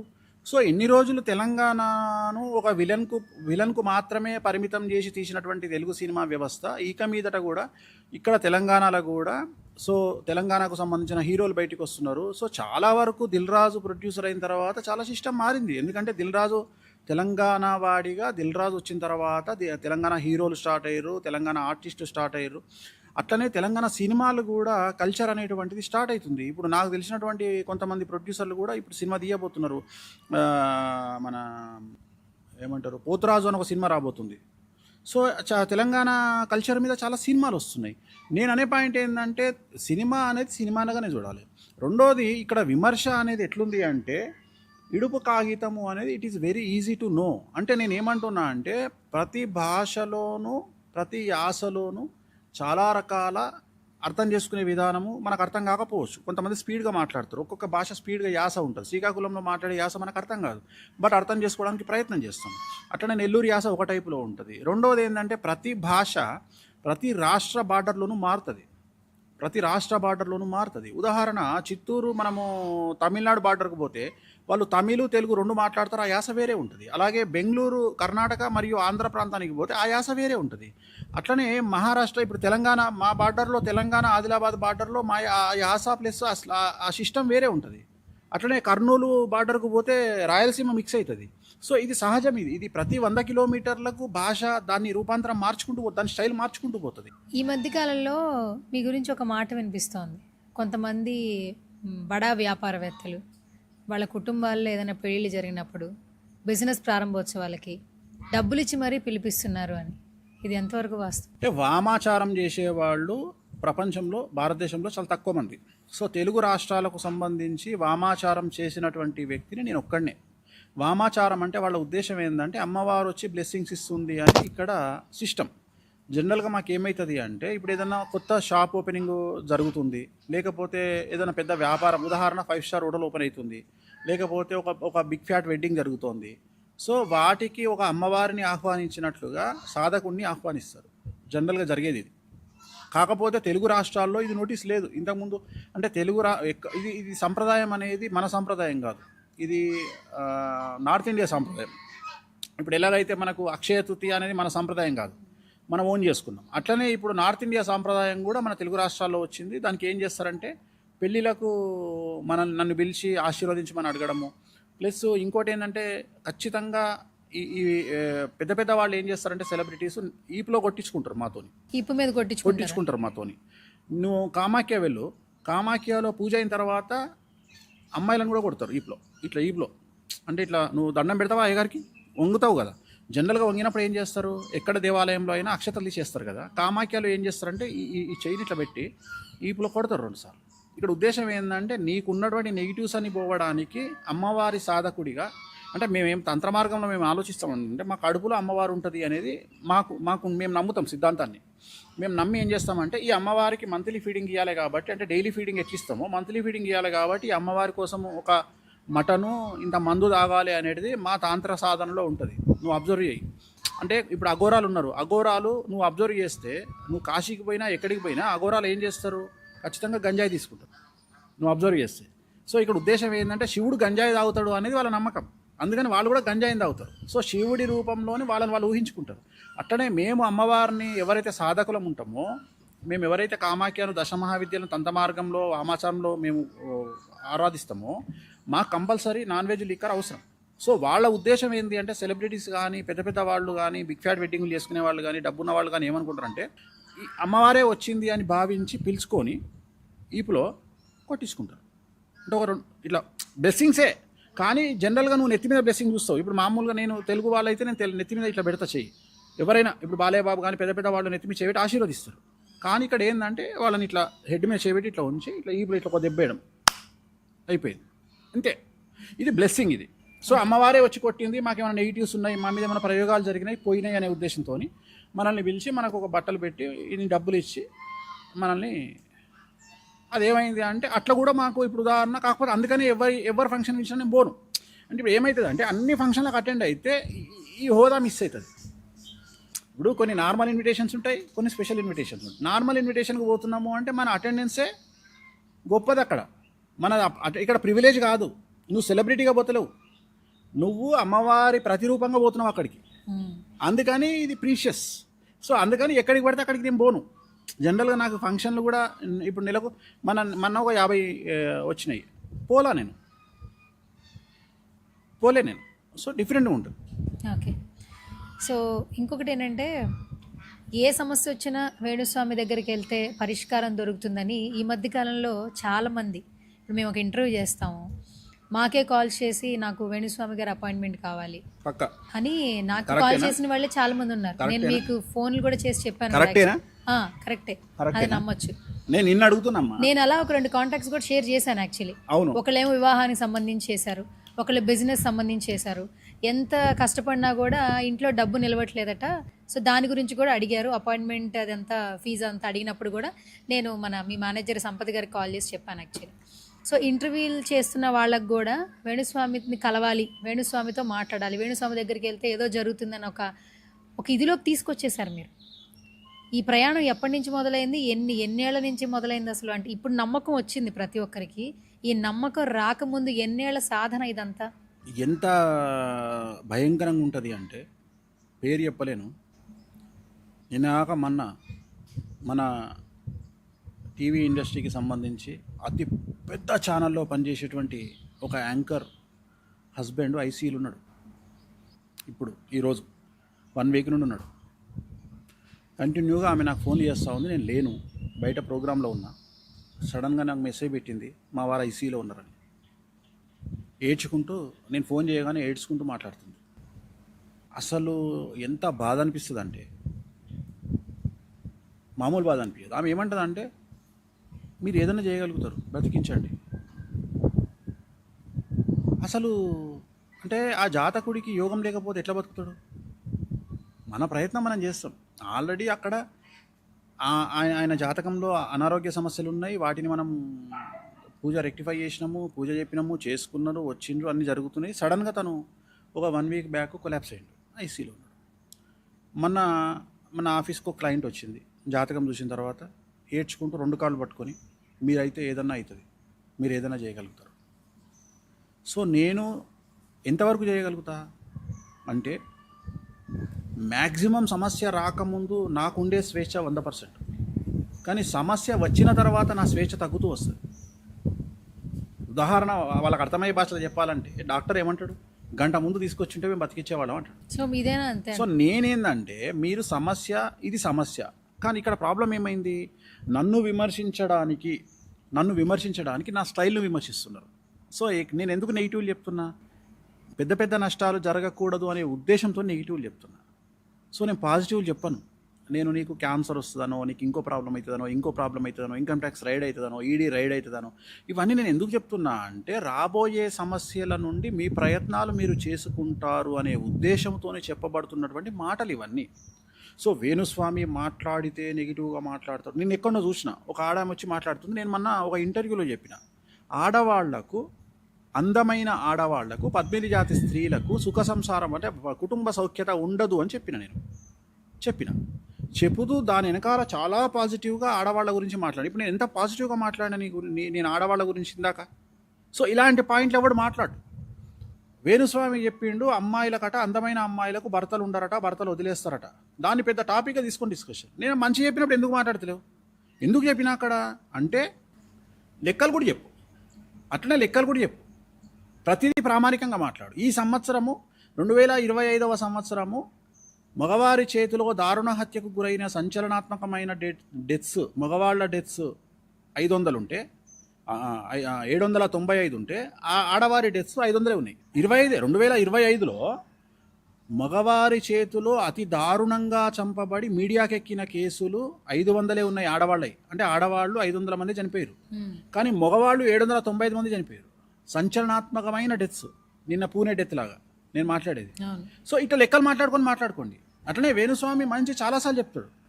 సో చాలామంది ఇష్టం వచ్చినట్లు నోటికొచ్చింది ఏదేదో మాట్లాడతారు. ఇప్పుడు ఎందుకు వచ్చింది ఈ టాపిక్ మనకు, ఎందుకు నువ్వు అడిగిన ప్రశ్న ఏంది? ఇప్పుడు వేణుస్వామిని బాగా నమ్ముతున్నారు. వేణుస్వామి దగ్గరికి వెళ్తే డబ్బు వస్తుంది, వేణుస్వామి దగ్గరికి వెళ్తే సక్సెస్ వస్తుంది, వేణుస్వామి దగ్గరికి వెళ్తే కెరీర్ ఉంటుంది అని ప్రతి ఒక్కళ్ళు నమ్ముతున్నారు. మరి ఇంత నెగిటివ్లో కూడా ఇది ఎందుకు వచ్చింది? ఇప్పుడు వేణుస్వామిని తిట్టేవాళ్ళు ప్రత్యేకమైన ఒక ఛానల్ ఉంటుంది, లేదా ఒక మనిషి ఉంటాడు, లేదా ఇంకెవరో ఉంటారు. ఎందుకు ఇంత వచ్చింది? ఇందాక నేను చెప్పినట్టుగా మౌత్ పబ్లిసిటీ. నువ్వు ఉన్నావు, నువ్వే చెప్పినావు ఇద్దరిని పంపించినావు అని. ఆ ఇద్దరికి నేను చేసింది సక్సెస్ అయింది అనుకో, వాళ్ళు ఆగుతారా? ఒక 100 మందికి చెప్తారు. ఆ 100 మందిలో 50 మంది చెప్పారనుకున్నాం. జనరల్గా నా దగ్గరకు వచ్చే సెలబ్రిటీస్ సెక్యూరిటీ రీజన్స్ వల్లనో పబ్లిసిటీ రీజన్స్ వల్లనో చాలామంది బయటికి చెప్పుకోరు. నా దగ్గరికి వచ్చినట్లు కూడా చెప్పుకోరు. ఎంత గొప్పగా జరుగుతుంది, ఎంత ఘోర అంటే సిచ్యువేషన్ ఎట్లుంటుంది అంటే, నేను ఏదైనా పెళ్లికి కానీ ఏదైనా చావుకు కానీ వెళ్ళినప్పుడు నేను వెళ్ళి మాట్లాడుతున్న సందర్భంలో అనుకోకుండా ఇప్పుడు మీ అక్క వచ్చింది నాతో వేణుస్వామి గారు బాగున్నారా అని మీ అక్క నన్ను అడిగింది అనుకో, నువ్వేమంటావు అప్పుడు? అదేందక్క వేణుస్వామి గారు నీకెట తెలుసు, నేనంటే వేణుస్వామి ఇంటర్వ్యూ చేస్తాను నీకెట తెలుసు అనగా నేనేమంటా, మననే వచ్చిందమ్మా, ఏందక్క నాకు చెప్పకుండా వెళ్ళావా నువ్వు? ఇట్లాంటి కేసులు ఈజీగా థౌజండ్స్లో ఉంటాయి. అంటే చెప్పుకోరు. ఇప్పుడు సెలబ్రిటీలు వచ్చిర్రు, వాళ్ళకు ఉద్దేశం ఏంటంటే వేణుస్వామి దగ్గరికి పోయినామంటే ఏదో సమస్య ఉంది అని చెప్పి నేను పోయినా జనాలకు తెలుస్తుంది అని వాళ్ళు అనుకుంటారు. బట్ ఇక్కడ నేను నా దగ్గరికి వచ్చేటువంటి మనుషుల యొక్క జాబితా 99% బయటికి రాదు 1% వస్తుంది. ఆ 1% కూడా ఎందుకు వస్తుంది అంటే, ప్రయోగ బాధలలో ఉండేవాళ్ళు ఏమన్నా ఈ మధ్యన ప్రయోగాలు నమ్ముతారు, తెలుసు కదా, చెడు ప్రయోగాలు బ్లాక్ మ్యాజిక్ జరిగినప్పుడు మా వెనకాతల వేణుస్వామి ఉన్నాడు అని వాళ్ళ శత్రువుకు వాళ్ళు చెప్పించుకోవాలి అని గురువు గారు చెప్పి. ఇప్పుడు ఉదాహరణ నువ్వు ఉన్నావమ్మా, నువ్వే నా దగ్గరకు వచ్చినావు, సపోజ్ నీ మీదనే ఏదో ప్రయోగం జరిగింది, నువ్వు యాంకర్ కావద్దనో మీ జాగా విషయంలో మీ పాలో లెవెల్లో కొట్టుకున్నారమ్మా, కొట్టుకొని నువ్వేం చేసినావు, నా దగ్గరకు వచ్చినావు, నేను అతి పవర్ఫుల్ పూజ చేయించిన నీకు. ఇలా మనం ఏదంటే చేస్తాం మనం అనుకుంటే, నువ్వు అడిగిన దాంట్లోనే మళ్ళీ ఆన్సర్ వస్తుంది. ఎందుకు వస్తున్నారు వేణుస్వామి దగ్గరికి అంటే, నీ సమస్యకు పరిష్కారం ఏందో డిసైడ్ చేసి ఆ పరిష్కారాన్ని తూచా తప్పకుండా పాటించి అదే పరిహారాన్ని చేయించడం నా ప్రత్యేకత. నేను చేపించిన తర్వాత నువ్వేం చేసినావు, ఆ పూజ పేరు ఉదాహరణ శ్మశాన కాళీ అని ఒక పూజ ఉంటుంది. ఆ శ్మశాన కాళీ అనే పూజ నీతో చేయించిన తర్వాత నువ్వేం చేస్తావు, టుడే మెట్ వేణుస్వామి డన్ శ్మశాన కాళీ పూజ అని నువ్వు రాసుకుంటావు, స్టేటస్లో పెట్టుకుంటావు. నీ ఉద్దేశం ఏంది? ఇది ఎవరు చూడాలనో వాడు చూడాలని పెట్టుకున్నావు. నిన్ను ఎవరైతే నీ ల్యాండ్ విషయంలో నిన్ను టార్చర్ పెడుతున్నారో వాళ్ళు ఈ ఫోటో చూడంగానే వాళ్ళు భయపడేది ఏంది? ఫస్ట్ వేణుస్వామి దగ్గరికి పోయింది అంటే వేణుస్వామి చేసే పూజలు మామూలు పూజలు కాదరా నాయన, మనం ఓడిపోతాం అని వాళ్ళకు భయం కలగాలి అని నువ్వు చేసినావు. నన్ను కూడా పెట్టుమన్నావు అనుకో. అసలే ఒక హీరోయిన్ వచ్చింది అనుకో, హీరోయిన్ వచ్చి నాకు చెప్పింది, గురూజీ నాకు నా మీద ఇంకో హీరోయిన్ల గుంపు ఏడుస్తుంది, నా మీద ప్రయోగాలు చేస్తున్నారు, మీరే పెట్టండి మీ సోషల్ మీడియాలో అన్నదనుకో, పబ్లిసిటీ నాకు కూడా వస్తుంది కదా అనేటువంటి ఒక యావతో నేను పెడతా. అంతే తప్ప అందరు పూజలు పెట్టా. నా దగ్గరికి మినిస్టర్లు వస్తారు, సెలబ్రిటీలు వస్తారు, డాన్లు వస్తారు, పెద్ద పెద్ద డాన్లు వస్తారు, చాలామంది డాన్లు వస్తారు, మా బాంబే డాన్లు వస్తారు, ఎవరెవరో వస్తారు, అందరికీ పెట్టా కదా నేను. సో ఈ మౌత్ పబ్లిసిటీ అనేది జనాల్లోకి వెళ్ళి జనాల్లో ఒక క్లారిటీ వచ్చింది, ఇలాంటి పూజలు చేయగలిగిన శక్తి వేణుస్వామికి ఉంది. ఓకే, అందుకని వేణుస్వామిని నమ్ముకుంటూ నా దగ్గరకు వస్తున్నారు. ఇప్పుడు ఈ పూజలు ఇవన్నీ కొంచెం పక్కన పెడితే ప్రతి ఒక్కరి లైఫ్లో మనం ఒక పని మొదలు పెట్టేటప్పుడు సక్సెస్ అవ్వాలని మొదలు పెడతాం. లైక్ మీ విషయంలోనే ఎంతోమంది వస్తున్నారు, సక్సెస్ రేటు కనిపిస్తూ ఉన్నా ఎక్కడో ఒక ఫెయిల్యూర్ ఉంటుంది, ఖచ్చితంగా ఉంటుంది, బెడిసి కొడుతుంది. అలాంటి ఫేసెస్ ఏమైనా ఫేస్ చేశారా? చాలా ఉంటాయి. ఉదాహరణ, అలా బెడిసి కొట్టడానికి ప్రధానమైనటువంటి కారణము వాళ్ళు డేట్ ఆఫ్ బర్త్ తప్పు చెప్పడం. ఉదాహరణ ఏమవుతుందంటే, ఇప్పుడు 1975లో పుట్టినటువంటి వ్యక్తి డేటు మంత్ కరెక్ట్ చెప్తాడు, జనవరి 17, 70 అంటాడు, కానీ అతను పుట్టేది జనవరి 15, 69 కానీ 71 కానీ ఉంటుంది. అప్పుడు నక్షత్రం మారిపోతుంది. సో మన ప్రిడిక్షనే తప్పవుతుంది. సో నేను వేసుకున్న అంచనా అంటే ఎంత తేడా ఉంటుంది అంటే, ఒక హార్ట్ పేషెంట్ ఈసీజీకి హార్ట్ ప్రాబ్లం లేనటువంటి ఈసీజీకి ఉన్నంత తేడా వస్తుంది. సో నాకు గ్రిప్పు దొరకదు జాతకంలో, నేను వేసిన అంచనా తప్పు. రెండోది, సంకల్పం అనేటువంటిది తెలుగు సాంప్రదాయంలో అతిపెద్ద తప్పు ఏంటంటే, నక్షత్రం లేకుండా సంకల్పం చెప్పడం అనేది తప్పు. మేము స్టార్ట్ చేసిన తర్వాత ఇవాళ తెలుగు రాష్ట్రాలలో చాలామంది నక్షత్రాలు చెప్తున్నారు. ఇంతకుముందు నక్షత్రాలు చెప్పేటువంటి వాళ్ళు కాదు. నక్షత్రం చెప్పడం తమిళనాడు సాంప్రదాయం. దాన్ని నేను నార్త్ ఇండియా కూడా పబ్లిసిటీ చేసిన. ఇవాళ కామాఖ్యలో కూడా నేను అందరు జనాలు నక్షత్రం రాస్తున్నారు. అది కూడా నా వల్లనే జరుగుతుంది. అంటే ఇప్పుడు నువ్వు వచ్చినావు, ఏదో ఉంది, పేరనేని గోత్రోద్భవస్య, చెట్ల గోత్రం, పేరినేని గోత్రోద్భవస్య మహేష్ బాబు నామధేయస్య మఖా నక్షత్ర జాతకస్య అంటే మహేష్ బాబుది మఖా నక్షత్రము, పేరినేని గోత్రము, ఇది క్లారిటీ. ఇట్లా నక్షత్రాలు కలిపి చెప్పడం అనేటువంటిది మా సాంప్రదాయం. అంటే మేము తమిళనాడు సాంప్రదాయాన్ని ఓన్ చేసుకొని ఇక్కడ నక్షత్రాలు చెబితేనే ఫలిస్తాయి అనేటువంటి ఉద్దేశంతో దీన్ని మేము సినిమా ఇండస్ట్రీలో ప్రయోగం చేసినాం. సినిమా ఇండస్ట్రీలో నక్షత్రాలు చెప్పకుండా ఎవరి గోత్రము చెప్పబడదు. ఖచ్చితంగా గోత్రముతో పాటు నక్షత్రం చెప్పవలసిందే. అట్లనే మేము పూజలు నిర్వహించుకున్నా మా నక్షత్రాలు చెప్పుకుంటాం. సో నక్షత్రం చెప్పినప్పుడు మాత్రమే రిజల్ట్ వస్తుంది, లేకపోతే రిజల్ట్ రాదు. అందుకని ఇక్కడ ఈ నక్షత్రాలు చెప్పి సిస్టమేటిక్గా పూజలు చేయించి రిజల్ట్ కూడా బాగా వస్తుంది. ఒకవేళ నేను నక్షత్రం తప్పు చెప్పింది అనుకో, రిజల్ట్ ఎట్లా వస్తుంది? రాదు. ఉదాహరణ, ఇప్పుడు ఉదాహరణ ఏదో మేషరాశి అశ్విని నక్షత్రము, అది మీనరాశి అయిందనుకో, రిజల్ట్ ఎట్లా వస్తుంది? అదొక ప్రాబ్లం. సో ఇలాంటి రెండోది ఏంటంటే, అన్నిటికంటే ముఖ్యం ఏంటంటే, ఈ వామాచారంలో ఈ పూజలలో నమ్మకం లేకపోతే ఫలించవు. నమ్మాలి ఫస్ట్. నువ్వు సరెండర్ అయ్యి దేవుని, నువ్వు అక్కడ సరెండర్ చేసుకో. నువ్వు దేవుడికి, నువ్వు ఈవెన్ వెంకటేశ్వర స్వామి దక్షిణాచారంలో కూడా వెంకటేశ్వర స్వామికి నువ్వు సరెండర్ అయితే ఆయన కూడా కాపాడతాడు. అట్లనే వామాచారంలో కూడా నువ్వు సరెండర్ అయిపో. అంటే ఇక నువ్వు సమర్పించుకో, ఇక నువ్వు చూసుకుంటావమ్మా, నాకేం లేదు, ఇక నాకు వద్దుగా, నేను చేసేది నేను చేస్తున్నా, ఇక నాకు నువ్వు ఉన్నావు, నాకు అమ్మవారు నువ్వు ఉన్నావు, నువ్వు చూసుకుంటావు అంతే. ఇప్పుడు నాకు కష్టం వచ్చినా నేను అమ్మవారి దగ్గరికి పోయి అదే చెప్పుకుంటా, అమ్మ నువ్వు చూసుకుంటావు, నాకు ఎందుకు ఇంకా లొల్లి. ఇంతమందికి కష్టాలు వచ్చినప్పుడు తీర్చే నాకు కష్టం వస్తే అమ్మవారు ఊరుకుంటుందా? ఊరుకోదు. సో అట్లనే మీరు కూడా నా దగ్గరకు వచ్చే వాళ్ళు కూడా ఇక్కడ రెండు కావాలి. ఆల్రెడీ నమ్మి నా దగ్గరకు వస్తున్నారు. ఎందుకంటే నేను మొదలే చెప్తున్నా, నేను ఐఎమ్ నాట్ కమర్షియల్ అంటున్నా. రెండోది, నేను ఎక్కడ పబ్లిసిటీ చేసుకోనని చెప్తున్నా, నేను ఎక్కడ యాడ్ లేనని చెప్తున్నా, ఎక్కడ టీవీ ప్రమోషన్ కార్యక్రమాలు ఉండవని చెప్తున్నా. ఓన్లీ వేణుస్వామిని బ్యాటింగ్ చేసే కార్యక్రమాలే వస్తాయి టీవీలలో, వాటినే చూడండి. వేణుస్వామి మంచోడు కాదనుకోండి, వేణుస్వామికి నాలెడ్జ్ లేదనుకోండి. అయినప్పటికీ మీ జ్ఞానం మిమ్మల్ని అంగీకరిస్తే, మీ జ్ఞానం మీకు పర్మిషన్ ఇస్తే నా దగ్గరికి రండి. నా దగ్గరకు వచ్చి నన్ను నమ్మినప్పుడు నేను చెప్పే రెమెడీస్ కూడా నమ్మండి. నమ్మి నేను చేసిన కార్యక్రమాలు చూసుకోండి. But it will take time. Maybe ఒకళ్ళకు 3 నెలల పని చేసేది ఒకళ్ళకు 6 నెలలు పట్టవచ్చు. బట్ రిజల్ట్ అయితే ఉంటుంది. కానీ పర్సంటేజ్ మిస్ అవుతుంది. ఎక్కడ మిస్ అవుతుంది అంటే ఉదాహరణ నేను ఒక 100 కేసులు నేను తీసుకుంటే ఒక 5 నుండి 8 కేసులు ఫెయిల్. ప్రతి 100లో 5 నుండి 8 కేసులు ఫెయిల్. అవి ఇంకా మానవ తప్పిదం కావచ్చు. అంటే మానవ తప్పిదం అంటే ఇప్పుడు మనం రాస్తున్న డేట్ ఆఫ్ బర్త్లు కావచ్చు, లేదా నక్షత్రాల తప్పు కావచ్చు. కొన్నిసార్లు మనకు నాలెడ్జ్ లేక, ఇప్పుడు ఉదాహరణ అమెరికాలో మార్నింగ్ 8 o'clock పుట్టిర్రు అంటే టైం డిసైడింగ్ ఫ్యాక్టర్ డిఫరెంట్గా ఉంటుంది. నేను లగ్నాన్ని డిసైడ్ చేసి ఎవరు చేయరు. నేను అమెరికా ఫ్యాక్టర్లో నేను నక్షత్రం ఒకటేస్తా, లగ్నం ఒకటేస్తా. అంటే చాలా డిఫరెంట్గా ఆలోచించాల్సి వస్తుంది. అంటే ఎంత తేడా ఉంటుంది అంటే పొద్దున సూర్యుడు ఉంటాడు, రాత్రి చంద్రుడు ఉంటాడు. ఈ రెండింటిని నువ్వు డిసైడ్ చేసి మధ్యాహ్నం చంద్రుడు కనిపిస్తాడా? కనిపించాడు. క్వశ్చన్ చేస్తే నువ్వు అడిగినామనుకో చంద్రుడు ఉన్నాడా స్వామి అంటే ఉన్నాడు కానీ కనిపిస్తలేడు. సో అంత తేడా ఉంటుంది అనలైజేషన్లో. ఆ టైమింగ్ వేయడం వల్ల నక్షత్రం మారిపోతుంది. ఎందుకంటే 12 గంటల పాటు మనం ఒక సమయాన్ని మారుస్తున్నాము అంటే 12 6 12 అంటే 6 లగ్నాలు మారుతున్నాయి ఒక పుట్టినటువంటి మనిషివి. సో ఇలాంటి ఎక్కడైనా మిస్టేకులు జరిగినప్పుడు అచీవ్ చేయలేము.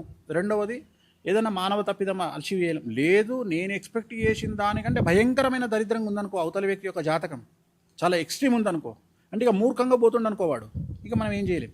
మూర్ఖంగా అంటే ఇప్పుడు ఉదాహరణ నా దగ్గరికి చాలామంది ఏం చేస్తారంటే ఫస్ట్ వేరే జ్యోతిష్కులకు చూపించుకొని నా దగ్గరికి వస్తారు. వచ్చిన తర్వాత వాళ్ళు ఏమంటారంటే నేను జాతకం చూసి ఓకే వీడికి వాహన ప్రమాదం కనిపిస్తుంది కదా అంటారు, అంటే వాహన గండం కనిపిస్తుంది కదా అంటారు. అన్న తర్వాత ఇది వేరే పంతులు చెప్పిండు. నేనేమంటా అంటే కొన్ని రూల్స్ అండ్ రెగ్యులేషన్స్ పెడతా. నేను పూజ చేస్తా కానీ నేను చెప్పింది నువ్వు పాటించాలి. 2-wheeler అవాయిడ్ చేయి ఫస్ట్. ఎందుకంటే నీకు వాహన ప్రమాదం ఉంటే జనరల్గా వాహన ప్రమాదంలో రిస్క్ జరిగేది 2-wheeler మీదే జరుగుతుంది. ఎందుకంటే కార్ల యాక్సిడెంట్ అయితే బ్రతకడానికి అవకాశాలు ఎక్కువ, 2-wheeler మీద అవకాశాలు తక్కువ. ఇంకోటి హెల్మెట్ లేకుండా ప్రయాణం చేయకు. ఇవన్నీ నేను చెప్తా. ఇంకా అవి కూడా వదిలేసి వాడు ఇంకా 180 స్పీడ్లో 2-wheeler మీద పోయిండు అనుకో ఎక్కడనో, ఇది మన స్వయంకృత అపరాధం. సో ఇట్లా జరిగే అవకాశాలు ఉంటాయి. బట్ ఏది తీసుకున్నా ఓవరాల్గా 100 కేసులలో ఒక 5 నుండి 8 కేసులు అయితే ఫెయిల్యూర్ ఉంటుంది ఖచ్చితంగా. మిగిలిన వాటిలో సక్సెస్ ఉంటుంది. బేసిక్గా ప్రతి ఒక్క పర్సన్కి కొన్ని కంప్లైంట్స్ ఉంటాయి గురుగారు. ఒక్కొక్కరు ఒక్క సమస్యతో వస్తుంటారు. కొంతమంది ఏంటంటే నాకు నరదిష్టి ఎక్కువ ఉంది, నరాతరిష్టి ఎక్కువ ఉంది, శత్రుత్వం ఎక్కువ అయిపోతుంది. సో నేను తగ్గించుకోవాలి ముందుకెళ్ళాలంటే మరి దాన్ని మీరు పూజలు చేస్తారా అంటుంటారంటే చాలామంది. వీటికి కూడా పూజలు ఉంటాయా, మీరు చేస్తారా? శత్రుత్వం ఎలా పోతుంది? ఇప్పుడు నన్ను ద్వేషించేవాడు కంటిన్యూగా ద్వేషిస్తానే ఉంటాడు, లేదు నాకు నరదిష్టి పెట్టేవాడు కంటిన్యూ. రోజుల తర్వాత ఒక మంచి ప్రశ్న అడిగిన తల్లి. శత్రువుకు డెఫినేషన్ లేదు. ఇవాళ నిన్ను నఖశిఖ పర్యంతం పరిశీలించిన తర్వాత నేను ఏంటంటే నఖశిఖ పర్యంతం అంటే ఏంటి? నఖము అంటే గోరు, శిఖము అంటే వెంట్రుక. వెంట్రుక నుండి పాదానికి సంబంధించిన గోరు వరకు నేను నిన్ను చూసిన తర్వాత నేనే ఒక అమ్మాయినైతే నువ్వు పెట్టుకున్న బ్లూ కలర్ హ్యాంగింగ్స్ చాలా బాగున్నాయి. దీని అమ్మ ఎవడిచ్చిండో ఏమో, దీనికి ఎవరిచ్చిండో ఏమో, ఎక్కడ సంపాదించుకుందో ఏమో, ఎంత అందంగా ఉన్నాయి. నా జీవితంలో మా ఆయన ఒక్కసారి కూడా కొనియలే. ఇది ఎప్పుడు నాశనం అవుతుందో ఏమో. ఏది నువ్వు పెట్టుకున్న హ్యాంగింగ్స్ కా, ఏది హ్యాంగింగ్స్ పెట్టుకున్న నాశనం అయిపోవాలి అమ్మాయి. ఇది ఒక అమ్మాయి. నెక్స్ట్ ఇంకో అమ్మాయి యాపిల్ వాచ్ పెట్టుకుంది. నా లవ్వర్ గాడు ఇప్పటివరకు నాకు యాపిల్ వాచ్ అయిపోయాలి. 17 Pro Max. అమ్మా ఇది ఎప్పుడు నాశనం అయిపోతుందో ఏమో, వితౌట్ రీజన్. దాంతో నీకు ఏమైనా పంచాయతీ ఉందా? చెప్పు తల్లి, మాట్లాడితే ఇది కెమెరా త్రూ వెళ్తుంది బయటికి. ఇప్పుడు నువ్వు 17 Pro Max కొనుక్కుంటే నాకేం మాయ రోగము లేదు కదా, నేను రావచ్చు కదా. ఇది ఒక బాధ. అమ్మా XUV 700 దిగింది, దీని జీతం ఎంత? 60,000. దీనికి ఎక్కడిది? ఏం తప్పు చేసి సంపాదించిందో? రైట్. నువ్వు మీ ఇంట్లో పొలం అమ్ముకోనో, మీ ఊర్లో ఒక 1/2 ఎకరం పొలం అమ్ముకోనో వచ్చి కారు కొనుక్కున్నావు నువ్వు. ఓకే, ఇది కూడా ఏడిపోయి. ఇప్పుడు దీనికి రీజన్ ఉందా? ఏదైనా రీజన్ ఉందా? లేదు. రెండవది, నువ్వు కష్టపడి 40 లక్షలు సంపాదించినావు. మీ సొంతం కజిన్ ఏం చేసుకుంటే 3 రూపాయలు ఇంట్రెస్ట్ వస్తుంది అనగానే లటక్రట్ ఏమిటో ఇచ్చేసినావు. వచ్చేటప్పుడు 4 సంచుల స్నాక్స్ తీసుకొచ్చింది మీ ఇంటికి, తీసుకొచ్చి పెట్టింది. ఒక చికెన్ బిర్యానీ తెచ్చింది, మటన్ బిర్యానీ తెచ్చింది, నిన్ను దువ్వంగానే నువ్వు ఆ దువ్వుడుకు పడిపోయి ఏం చేసావు? 40 లక్షలు ఇంట్రెస్ట్కి ఇచ్చినావు. ఇచ్చిన తర్వాత వెళ్ళిపోయింది. ఇస్తా అన్నది 4 నెలలకు, 4 సంవత్సరాలు అయింది, ఇయ్యలేదు. నువ్వు అడగగానే ఏం చేస్తుంది? అట్టా తెలుసా అది హైదరాబాద్ ఏం చేస్తుందో? తక్కువ పని చేసి సంపాది 40 లక్షలు ఎక్కడిది స్టార్ట్. అవునా? ఇక్కడ ఇక్కడ ఇక్కడ ఏం శత్రుత్వము? పర్సనల్గా ఏమి లేదు. ఏమనుందా? ఏమనుందా? లేదు. కానీ కొంతమంది పర్సనల్గా అటాక్ చేసే వాళ్ళు ఉంటారు. నేను అన్నీ చెప్తున్నా ఫస్ట్ ఇవి అయిపోయినాయి. ఇప్పుడు ఇక్కడ నువ్వు డబ్బులు ఇవ్వడం వల్ల వచ్చినటువంటి పెంట ఇది. నీకు అర్థమైందా? ఇప్పుడు నీ వాచ్ చూసి ఏడవడము, నీ సెల్ ఫోన్ చూసి ఏడవడము నీకు సంబంధం లేదు. బట్ నీ చేతులారా నువ్వు చేసుకున్న పెంట ఏంది? నువ్వు ఆమెకు డబ్బులు ఇవ్వడం వల్ల, సహాయం చేయడం వల్ల నీకు ఆమె శత్రువుగా మారింది. ఈ శత్రువు కొన్ని తరాల పాటు ఉంటుంది, ఈ శత్రుత్వం. అట్లనే నువ్వు ల్యాండ్ కొన్నావు, ఆ ల్యాండ్ నాది అని ఎవడో కేసేసిండు నీ మీద. లేదు, మీ నాన్నగారి తాలూకా ల్యాండు మీ నాన్న నీకు 2 ఎకరాలు ఇచ్చిండు, ఆ 2 ఎకరాలు నాది అని మీ చిన్న ఆయన నీ మీద కేసేసిండు. శత్రుత్వం. అర్థమైందా? ఇది కారణభూతమైనటువంటి శత్రుత్వం. ఇంతకుముందు నేను చెప్పినటువంటి కారణభూతమైన శత్రువు కాదు. ఒక భార్యాభర్తలు సినిమాకి వెళ్ళడము చూసి ఏడుస్తుంది అంటే పక్కింటిది, ఇది కారణం లేకుండా ఏడుస్తుంది. జనాలు ఎందుకు ఏడుస్తారు అంటే మనవాడు ఎప్పుడూ బాగుపడవద్దు అని జనాలు అనుకుంటారు. అసలు జనాలు హ్యాపీగా ఎప్పుడూ ఫీల్ కారు. అసలు తల్లిదండ్రి తప్ప ఈ ప్రపంచంలో ఎవరు ఫీల్ కారు. ఆ తల్లిదండ్రులు కూడా 50% ఫీల్ అవుతారు. ఆ తల్లిదండ్రులు కూడా ఎవరి దగ్గర డబ్బు ఉంటే వాన్నే ఎక్కువ ప్రేమిస్తారు. సో ఇదంతా ఒక సిస్టమేటిక్గా జరుగుతుంది. ఇక్కడ నరదృష్టి అనేటువంటిది కారణంలో ఉండొచ్చు, కారణం లేకపోవచ్చు. కానీ వీటికి కూడా పరిష్కారం ఉంటుంది. ఇప్పుడు ఒక సీఎంను ఇంకో సీఎం ఓడగొట్టాలనుకుంటాడు, ఒక ఎమ్మెల్యేని ఇంకో ఎమ్మెల్యే ఓడగొట్టాలనుకుంటాడు, ఒక సర్పంచ్ని ఇంకో సర్పంచ్ ఓడగొట్టాలనుకుంటాడు, ఒక హీరోను ఇంకో హీరో ఓడగొట్టాలనుకుంటాడు. సినిమా ఇండస్ట్రీ గురించి గత 1989లో ఫస్ట్ సినిమా ముహూర్తం చేసినటువంటి వేణుస్వామికి 2009లో లాస్ట్ సినిమా ముహూర్తం యోగి సినిమా చేసినటువంటి వేణుస్వామికి సుమారు 30 ఏళ్ళ అనుభవం ఉంది. ఈ 30 ఏళ్లలో ఇండస్ట్రీలో నేను చాలామందిని చూసిన. నువ్వు నమ్ముతావో నమ్మవో, ఒక హీరో సినిమా ఫెయిల్ కాగానే శుక్రవారం నాడు రాత్రి 10 మంది కలిసి మందు బాటిల్ ఓపెన్ చేసుకొని 10 రకాల స్నాక్స్ పెట్టుకొని ఎంజాయ్ చేసే సంస్కృతి మన తెలుగు ఇండస్ట్రీది. ఒక ప్రొడ్యూసర్ సినిమా ఫెయిల్ కాగానే కొంతమంది ప్రొడ్యూసర్లు కూర్చొని దావతులు చేసుకునే సంస్కృతి మన తెలుగు ఇండస్ట్రీది. సో అక్కడ కూడా ఉంది కదా. బాలీవుడ్లో మరీ ఘోరం. బాలీవుడ్లో ఒక హీరోయిన్ సినిమా హిట్ అయింది అంటే 2-3 హీరోయిన్లు కలిసి డబ్బులు స్పాన్సర్షిప్ చందాలు వేసుకొని మరీ బ్లాక్ మ్యాజిక్ చేపిస్తారు. ఆడ సిరీస్లే వచ్చినాయి, రాజ్ 1, 2, 3 అని సినిమా సిరీస్లే వచ్చినాయి. ఆడ బ్లాక్ మ్యాజిక్ అంటే వాళ్ళ మీద ప్రయోగాలు చేపిస్తారు. సో ప్రయోగాలు ఇప్పుడు తెలుగు రాష్ట్రాల్లో కూడా ఒక ఎమ్మెల్యే టాప్ పొజిషన్లోకి పోతుండు అని ఇంకో ఎమ్మెల్యే ఓడిపోయిన ఎమ్మెల్యే చేయిస్తాడు. ఒక సీఎం గెలవద్దు అని ఇంకెవరో పూజలు చేయిస్తారు. సో ఇది నమ్ముతారా, నమ్మకపోతారా, నమ్మలేకపోతారా, ఇదంతా మూఢత్వం అంటారా, ఇదంతా మీ బొంద మీకు వదిలేస్తున్నా. మీకు తగిలితే కానీ మీకు అర్థం కాదు. ఇప్పుడు 40 మంది ఒక హోటల్లో మంచినీళ్ళు తాగుతారు గ్లాసుల్లో, ఒక్కడికే జాండీస్ అవుతాయి అంటే పసకలు అవుతాయి. మరి 39 మందికి ఎందుకు కాలేదు అంటే అర్థమైందన్న లాజిక్. అవే నీళ్లు తాగిరు, అవే గ్లాసులో తాగిరు. వీళ్ళకు రెసిస్టెన్స్ పవర్ ఎక్కువ ఉంది, వానికి లేదు. అట్లనే ప్రయోగం అనేటువంటిది జరిగిన తర్వాత అది ఎక్కడనో 10% అటాక్ అవ్వచ్చు, 30% అటాక్ అవ్వచ్చు. అట్లనే నరదృష్టి అనేది నీ మీద పడి ఏడ్చిన తర్వాత అందుకనే ఏం చేస్తారు, ఇంటికి రాగానే ఇవాళ కూడా జనాలు ఏమన్నా అనుకొని మన ఇళ్ళల్లో ఇవాళ కూడా నువ్వు బాగా తయారైపోయి ఇంటికి వచ్చిన తర్వాత మీ అమ్మ నీకు దిష్టి తీస్తుంది, రా బిడ్డ అని. లేదు, నువ్వు బయటకు వచ్చేటప్పుడే కాటుక తీసి కాళ్ళలో పెడుతుంది, లేదా చెవెనకాల పెడుతుంది. లేదు, ఇక రెగ్యులర్గా దీంతో టార్చర్ ఉంది అని కూడా ఎడమకాలికి నల్లదారం కడుతుంది. అవునా? కడుతున్నాం కదా. అంతెందుకు బొట్టు దేనికోసం పెడుతున్నావు? దిష్టి కోసమే కదా. సడన్గా నీ మొత్తం ఎక్కడికి పోకుండా డైరెక్ట్గా నీ బొట్టు మీదకే పోవాలి లుక్ అనే ఉద్దేశంతోనే బొట్టు పెడుతున్నాం కదా. అట్లనే ఇంటి కన్స్ట్రక్షన్లో ఉన్నటువంటి ఇంటికి దిష్టి బొమ్మ ఎందుకు పెడుతున్నావు? పెద్ద పెద్ద వాళ్ళు పెడుతున్నారు కదా. ఇవన్నీ నమ్మకాలు, ఇవన్నీ నిజంగా జరుగుతున్నాయి. సో అంత పెద్ద తిరుపతి వెంకటేశ్వర స్వామికే రోజుకు 10 సార్లు దిష్టి తీస్తారు కదా. గురుజీ, ఒక స్ట్రైట్ క్వశ్చన్. మీరు నాకు శత్రువు, మీరు నాకు మిత్రుడు అవ్వాలి, మీరు పూజ చేస్తారా? చెయ్యను. ఒక శత్రువు ఎప్పటికీ మిత్రుడు కాడు. నేను చెప్తున్నా ఈయన మంత్రం వినబడుతుంది కదా. ఓం హ్రీం బగలాముఖీం మమ సర్వదుష్టానాం వాచం ముఖం పదం స్తంభయ జిహ్వాంకీలయ బుద్ధిం వినాశయ హ్రీం ఓం స్వాహ. మమ సర్వదుష్టానాం, నా శత్రువులు, వాచం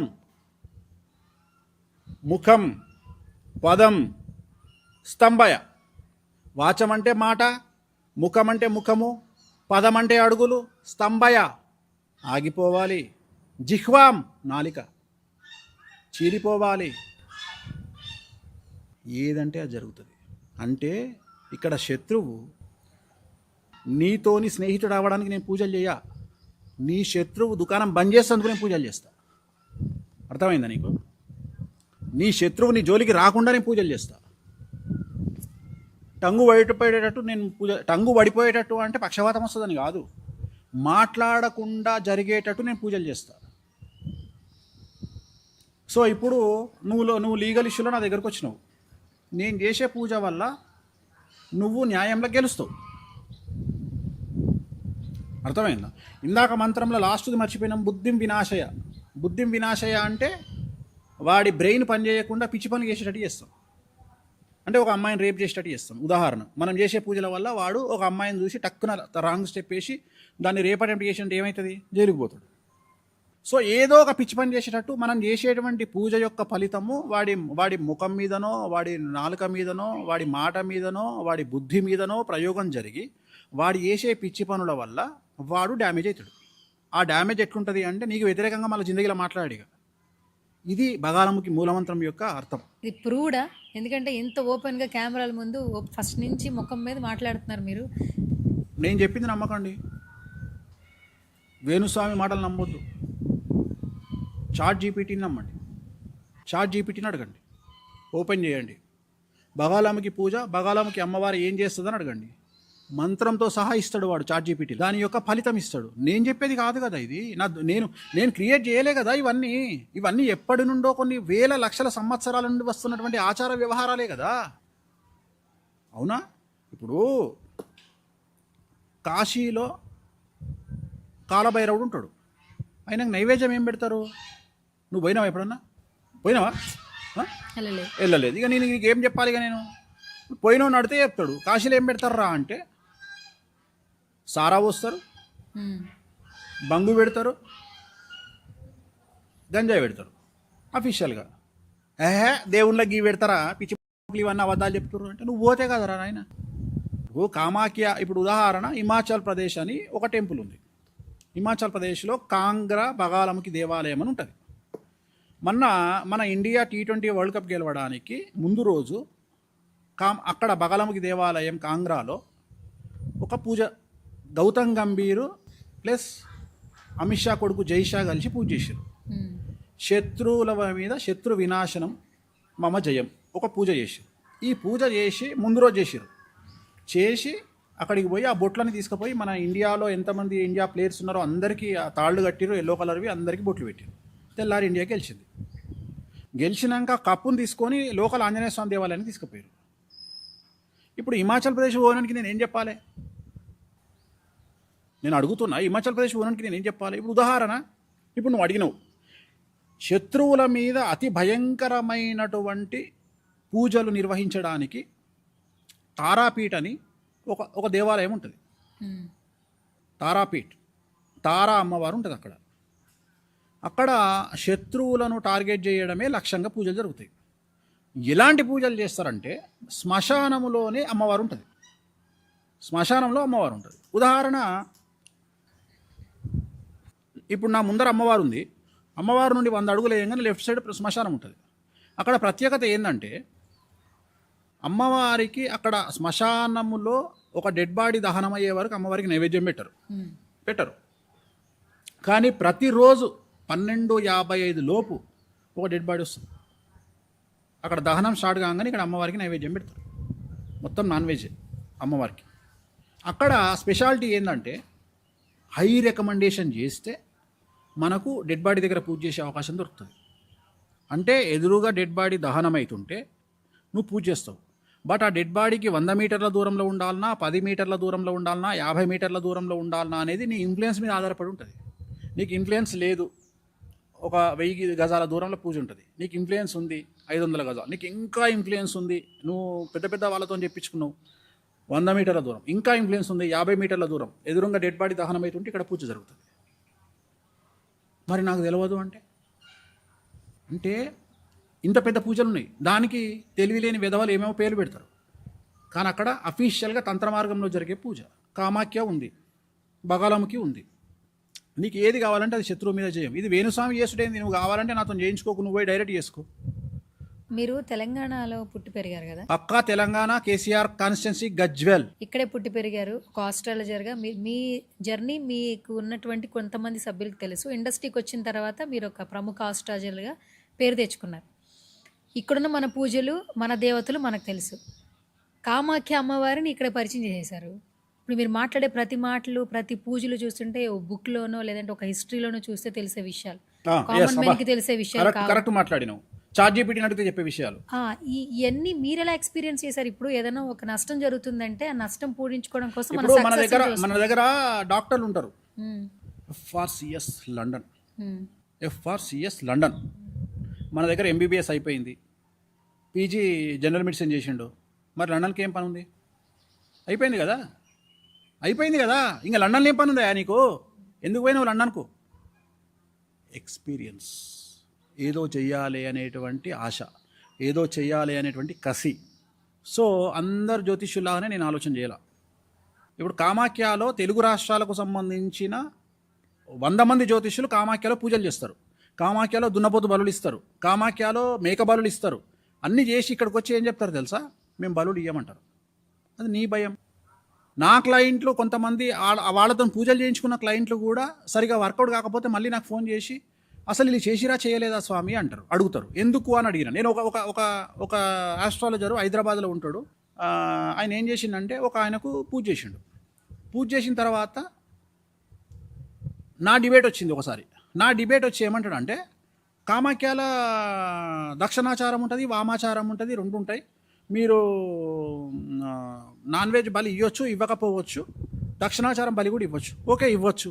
కామాఖ్యలో బలులు ఇవ్వకుండా పూజ చేసుకునే విధానం కూడా ఉంది. నేను సాయిని, సంసారిని, శుద్ధపూసను నేను బలులు ఇయ్యా నువ్వు అనుకుంటే ఒక చెరుకు గడ, ఒక గుమ్మడికాయతోని అక్కడ పూజ చేస్తారు. రిజల్ట్ వస్తుంది రాదు అమ్మవారికి తెలుసు, నీకు తెలుసు. సో ఇదే మాట ఆయన చెప్పినాక ఈయనతో పూజ చేయించుకున్న క్లయింట్ నాకు ఫోన్ చేసిండు. ఫోన్ చేసి ఏమన్నాడు అంటే, స్వామి నాకు డౌట్ వస్తుంది, నా దగ్గరనేమో వీడు డబ్బులు తీసుకొని నాకు లైవ్ పెట్టిండు, దున్నపోతు బలి ఇచ్చింది, నాకు వీడియో చూపించిండు, మరి ఇవన్నీ చూపించిండు. ఈడ కెమెరా ముందుకు వచ్చి మిమ్మల్ని వ్యతిరేకిస్తున్నాడు ఈ జ్యోతిష్కుడు. అసలు వీడు నాకు మరి వామాచారంలో చేసిండా, దక్షిణాచారంలో చేయించిండా? అర్థమైందా నీకు? అంటే వాడు అబద్ధం చెప్తే నేనేం చేయాలంటే, వాళ్ళు నాకు ఫోన్ చేసినప్పుడు తెలుస్తుంది, నువ్వు కూడా ఆడ పూజలు చేయించినవా. సో అక్కడ పంతులు చెప్తారు కదా నాకు, నేను పోగానే ఓ హైదరాబాద్ సే ఓ పండిట్జీ ఆకే కల్ బైన్సాకా బలి కరికే చలే గయా అని చెప్తారు. అంటే దున్నపోతు బలి. అక్కడ హయ్యెస్ట్ బలులు 8. అంటే ఒకేసారి ఇవ్వగలిగినటువంటి బలులు ఇక్కడ చెప్తుంటారు కదా, లక్షల పూజలు అయితే. ఏదో నా కొడుకులో తెలియంది ఏంటంటే, 1,50,000కు దున్నపోతు బలి, 1,50,000 ఇంటూ 8 ఎంత అయిందమ్మా? 11 లక్షలు అయింది. ఓన్లీ 11 లక్షలు సింగిల్ పూజ ఆడ. నువ్వు చేసుకుంటే పెద్ద పూజ నేను మాట్లాడేది. నువ్వు చిన్న పూజ పోయి ఇప్పుడు 25,000కు మేక బలి ఉంటుంది, 1,50,000కు దున్నపోతు బలి ఉంటుంది. మొత్తం బలులు అక్కడ 8 బలులు. ఇంకా కావాలి అంటే 10 బలులు హయ్యెస్ట్ బలులు. 10 బలులు చేస్తే 15 లక్షలు అవుతుంది. సో చాలా ఖర్చు ఉంటుంది. సో వీళ్ళు ఏం చేస్తారు, ఇక్కడ క్లయింట్లతో, అమెరికా క్లయింట్లతోని మేము అక్కడ దున్నపోతు బలి ఇస్తామని చెప్పి డబ్బులు తీసుకొని కెమెరాలు వచ్చి నాకు ఎగనెస్ట్గా డిస్కషన్ వచ్చినప్పుడు వాళ్ళని తీసుకుపోయి కూర్చోబెట్టంగానే వేణుస్వామికి ఎగనెస్ట్గా మాట్లాడాలి కాబట్టి కామాఖ్యాల పంచబలులతో పాటు మా నార్మల్ బలులు కూడా ఉన్నాయి అనగానే వాళ్ళ క్లయింట్లు డౌట్ వస్తుంది, ఫోన్ చేస్తారు. ఫోన్ చేసి నాకు ఏంది గురువు గారు అని ఇట్లా అడుగుతారు. అంటే అందరూ ధైర్యంగా చెప్పుకోవాలని రూల్ ఏం లేదు. సో నేను ఇక్కడ నా ప్రత్యేకత ఏంటంటే, నేను ఏదో చేయాలా అనే కోరిక ఎక్కడి నుండి పుట్టింది? నా జాతకం నుండి పుట్టింది. నా జాతకంలో రాహు ఉచ్చ. రాహు ఎవరికి? కలియుగాన్ని కమాండ్ చేస్తుంది రాహువు. కలియుగాన్ని కమాండ్ చేస్తుంది బగలముఖి వామాచారంలో. నేను మాట్లాడేది ఇప్పుడు దక్షిణాచారంలో కలియుగాన్ని కమాండ్ చేస్తుంది వెంకటేశ్వర స్వామి వారు, ప్రోటోకాల్ దేవుడు, కలియుగం మొత్తానికి ప్రోటోకాల్ దేవుడు ఆయన్నే. కానీ కలియుగాన్ని వామాచారంలో కమాండ్ చేస్తూ ఉంది. అంటే మనిషికి వచ్చినటువంటి అతిపెద్ద కష్టాలను తొలగించేటువంటి శక్తి బగలాముఖి అమ్మవారికి ఉంది. ఆమె ఎవరికి అధిదేవత అంటే రాహువుకు. సో రాహువును కమాండ్ చేస్తుంది. ఈ రాహువుకు వచ్చేటువంటి కష్టాలు ఎట్లుంటాయి అంటే, బాగా డబ్బిస్తుంది, బాగా పేరిస్తుంది, బాగా శత్రువులను కూడా ఇస్తుంది. సో ఈ శత్రువులను మనం ఆపుకోవాలి అంటే ఆమె దగ్గరికి పోవాలి. సో ఇవన్నీ నేను తిరిగి రీసెర్చ్ చేసి నేర్చుకుంటున్నా. మీకు తెలిసింది కామాఖ్య ఒకటే, నాకు తెలిసింది తారాపీఠ తెలుసు, రాజరప్ప తెలుసు. కామాఖ్యలో చాలామందికి తెలియనట్టు విషయం ఏంటంటే, కామాఖ్యను మించిన సూపర్ పవర్ ఉంది. అది ఎవరికి తెలియదు, నాకు తెలుసు. నేను రీసెర్చ్ చేసిన ఒక ప్రత్యేకమైన దేవాలయం ఉంటుంది అస్సాం రాష్ట్రంలో. కామాఖ్య నుండి 100 కిలోమీటర్లు వెళ్తే ఇంకొక పీఠం ఉంది, శక్తిపీఠం ఉంది. అక్కడ అమ్మవారికి తొడబడ్డది, అక్కడ మనుష్య బలి ఉండేది. పోయి కనుక్కో, గూగుల్ చాట్లో ఎతుకు, వనజాదేవి పీఠం అని కొట్టు, వస్తుంది. వనజాదేవి పీఠంలో అమ్మవారికి మనుషులను బలిచ్చేవాళ్ళు అని క్లియర్గా చూపిస్తుంది. ఒకప్పుడు ఇంకో భాగం పోయి శ్రీలంకలో పడ్డది, ఇంకో భాగం పోయి బంగ్లాదేశ్లో పడ్డది, చూసుకో.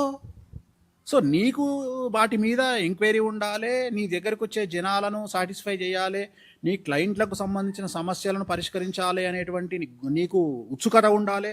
రెండోది, వీటిల్లో మాకు సమస్యలు వస్తాయి, మా హెల్త్ డ్యామేజ్ అవుతుంది, కొన్ని సందర్భాలలో మా ప్రాణానికి కూడా అపాయం జరుగుతుంది. సో వీటన్నిటిని అధిగమించి ఆ పూజలు చేయాలి అనేటువంటి కసి నీ లోపల ఉండాలి. అన్నిటికంటే ముఖ్యం, సమాజంలో నీకు చెడ్డ పేరు వస్తుంది. ఎందుకంటే ఇప్పుడు ఉదాహరణ, నేను పబ్బుకు పోతా, ఎప్పుడన్నా పబ్బుకు పోయినప్పుడు ఇదే గెటప్లో పోతా. ఉదాహరణ, మొన్న నేను అసెంబ్లీ అనే పబ్బుకు పోయినా, నా క్లయింట్ది. అందులో మన కీరవాణి గారి తమ్ముడు, ఆయన మ్యూజిక్ డైరెక్టర్ మాలిక్, కళ్యాణి మాలిక్ గారిది మ్యూజిక్, అదైతే నేను పోయినా కాన్సర్ట్కు నేను పోయినా.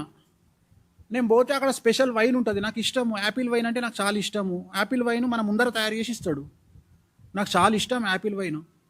యాపిల్ వైన్ 3 గ్లాసులు తెప్పించుకుని తాగిన. నేను నాకు నచ్చిన స్టార్టర్స్ తిన్నా. ఆ రోజు శుక్రవారం కాబట్టి నేను నాన్ వెజ్ తినలే. నేను శుక్రవారం నాన్ వెజ్ తినలే. ఇంత ధైర్యంగా ఎవడు చెప్తాడు, ఇంత ధైర్యంగా ఓడిపోతాడు. కూసాలు కదిలిపోతాయి, గిలగిల కొట్టుకుంటారు. నేను డైరెక్ట్గా పోయి కూర్చుంటా పబ్బులా. నేను అఫీషియల్ కదా, నేను దొంగతనం చేయ కదా. నా కడుపులో అమ్మవారు ఉందని ఫీల్ అయినప్పుడు ఆమెకు ఫీడ్ ఇవ్వాలి నాన్ వెజ్, ఆమెకు ఫీడ్ ఇవ్వాలి లిక్కరు అనేది నా బాధ్యత, నేను ఇస్తా.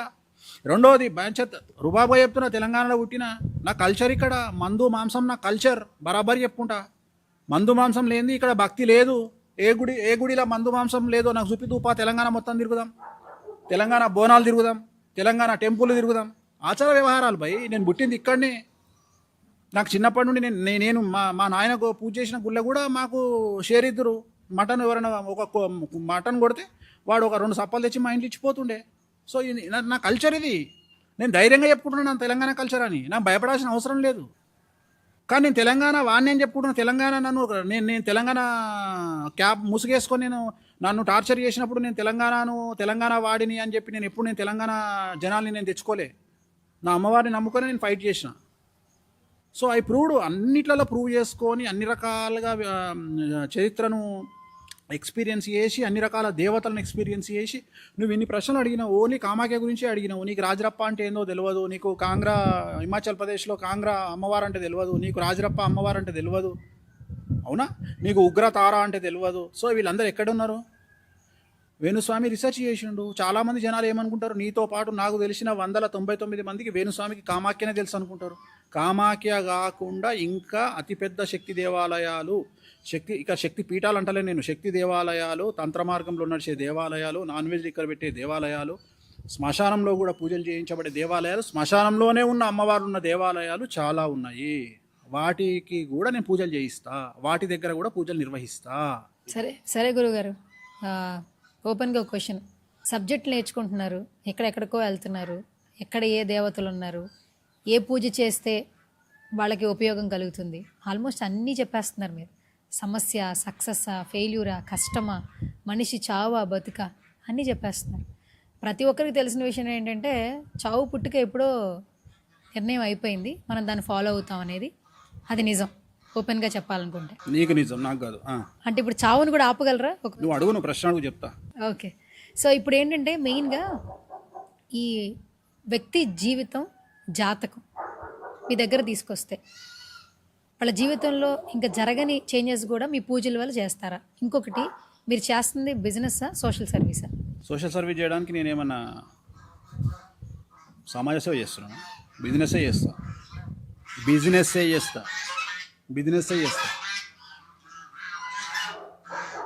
ఇప్పుడు నేను ఒక 5 లక్షలు తీసుకొని పూజ చేసిన, మన ఎవడో విమర్శిస్తుండు, 5 లక్షలు తీసుకొని చేస్తున్నావు కదా, ఒకవేళ జరగకపోతే? లక్షలు పెట్టి టీవీలో యాడ్లు వేస్తారు. ఒక్కొక్కటి 50 లక్షలు తీసుకొని టీవీలో యాడ్ చేస్తుండు. సేల్ కాలే అనుకోవాలి మస్తు, నీ యాడ్ పైసలు ఇస్తావా రిటర్న్? నీకంటే పైసలు మిగులుతాయి, నాకు మిగిలాయి. నేను మందు బాటిల్ కొనాలి, 10 మంది పంతులను పెట్టాలి, పూజ సామాన్లు కొనాలి. వాడు ఇచ్చిన 5 లక్షలు 4.5 లక్షలు విక్తాయి, 50,000 మిగులుతాయి నాకు. నీకు రూపాయి కూడా ఖర్చు కాదు. ఖర్చు కాకుండా సంపాదించే వాళ్ళు చాలామంది ఉన్నారు. మా దాంట్లో మేము ఖర్చు పెట్టాలి. నీ కన్న ముందర కనిపిస్తుంది, నా దగ్గర ఉన్న విగ్రహాలు ప్రపంచంలో ఎక్కడ లేవు. ఆ విగ్రహాలు ఎంత కష్టపడితే నా దగ్గరకు వచ్చినాయి. నేను ఒక పూజకు బ్లూ లేబుల్ అని 50,000 రూపాయల మందు పెడతా. నీకు అన్న ముందరనే 50,000 రూపాయల మందు అయిపోతుంది. నీకు అన్న ముందనే విగ్రహాలు ఉన్నాయి, నీకు అన్న ముందనే అభిషేకాలు అవుతున్నాయి, నీకు అన్న ముందనే సమస్తం జరుగుతుంది. నువ్వు ఇచ్చిన 5 లక్షలు 4.5 లక్షలు నీకు అన్న ముందనే ఖర్చు పెడుతున్నా. నాకు మిగిలితే 50,000 రూపాయలు మిగులుతాయి. ఒక్కొక్కసారి అమ్మాయిలకైతే డబ్బులు తీసుకోకుండా చేస్తా సినిమా ఇండస్ట్రీలో. నేను ఏదైనా చేయగలుగుతా. నువ్వు అన్న ఒక మాట, చావు పుట్టుకని ఆపొచ్చు అని. నీకు సింపుల్గా చెప్తున్నా, ఒక ప్రశ్న అడుగుతున్నా. ఇప్పుడు ఇక్కడ నుండి కట్లపాము అంటారు, పోతుంది. నువ్వు చూసినావు, నేను చూసిన. మా పనుడు వచ్చిండు అక్కడ నుండి, వాడు కూడా దాన్ని వదిలేయాలి కదా. వాడు దాన్ని చేతిలోకి తీసుకొని గెలికి ఇట్లా ఆడాడు అనుకో దాంతో. ఇప్పుడు చావు దేవుడు డిసైడ్ చేసుకుండా వాడు డిసైడ్ చేసుకుండా? దేవుడు 88% వానికి పిచ్చి ఇచ్చిండు, పిచ్చి సైకోయిజం. 12% వాడు డిసైడ్ చేసిండు. సో ఈ 12% ఆపడానికి కౌన్సిలింగ్ ఇస్తా, 88% దేవుణ్ణి కంట్రోల్ చేయడానికి పూజలు చేస్తా. అంటే వాడు బ్రతకడానికి, అదే ఎదవనా కొడక ఆ పాముని గెలకకురా అని వాడిని కన్విన్స్ చేయడమే నాలో ఉన్నటువంటి గొప్పతనం. పూజల ద్వారా భగవంతుడు ఇచ్చిన పిచ్చిని తగ్గిస్తా, 12% నాకు కౌన్సిలింగ్ ఇస్తా. అర్థమైందా? బాగా బలిసినోడు ఉండు జూబ్లీహిల్స్లా, బెంజ్ కారు కొన్నాడు. బెంజ్ కారు రెగ్యులర్ కాదు నేను అనేది, జీపు. అది 240 తొక్కంగానే ఉరుకుతుంది, 240 స్పీడ్లో పోతుంది. నా దగ్గరికి వాళ్ళ నాయన నా దగ్గరికి తీసుకొని వచ్చిండు.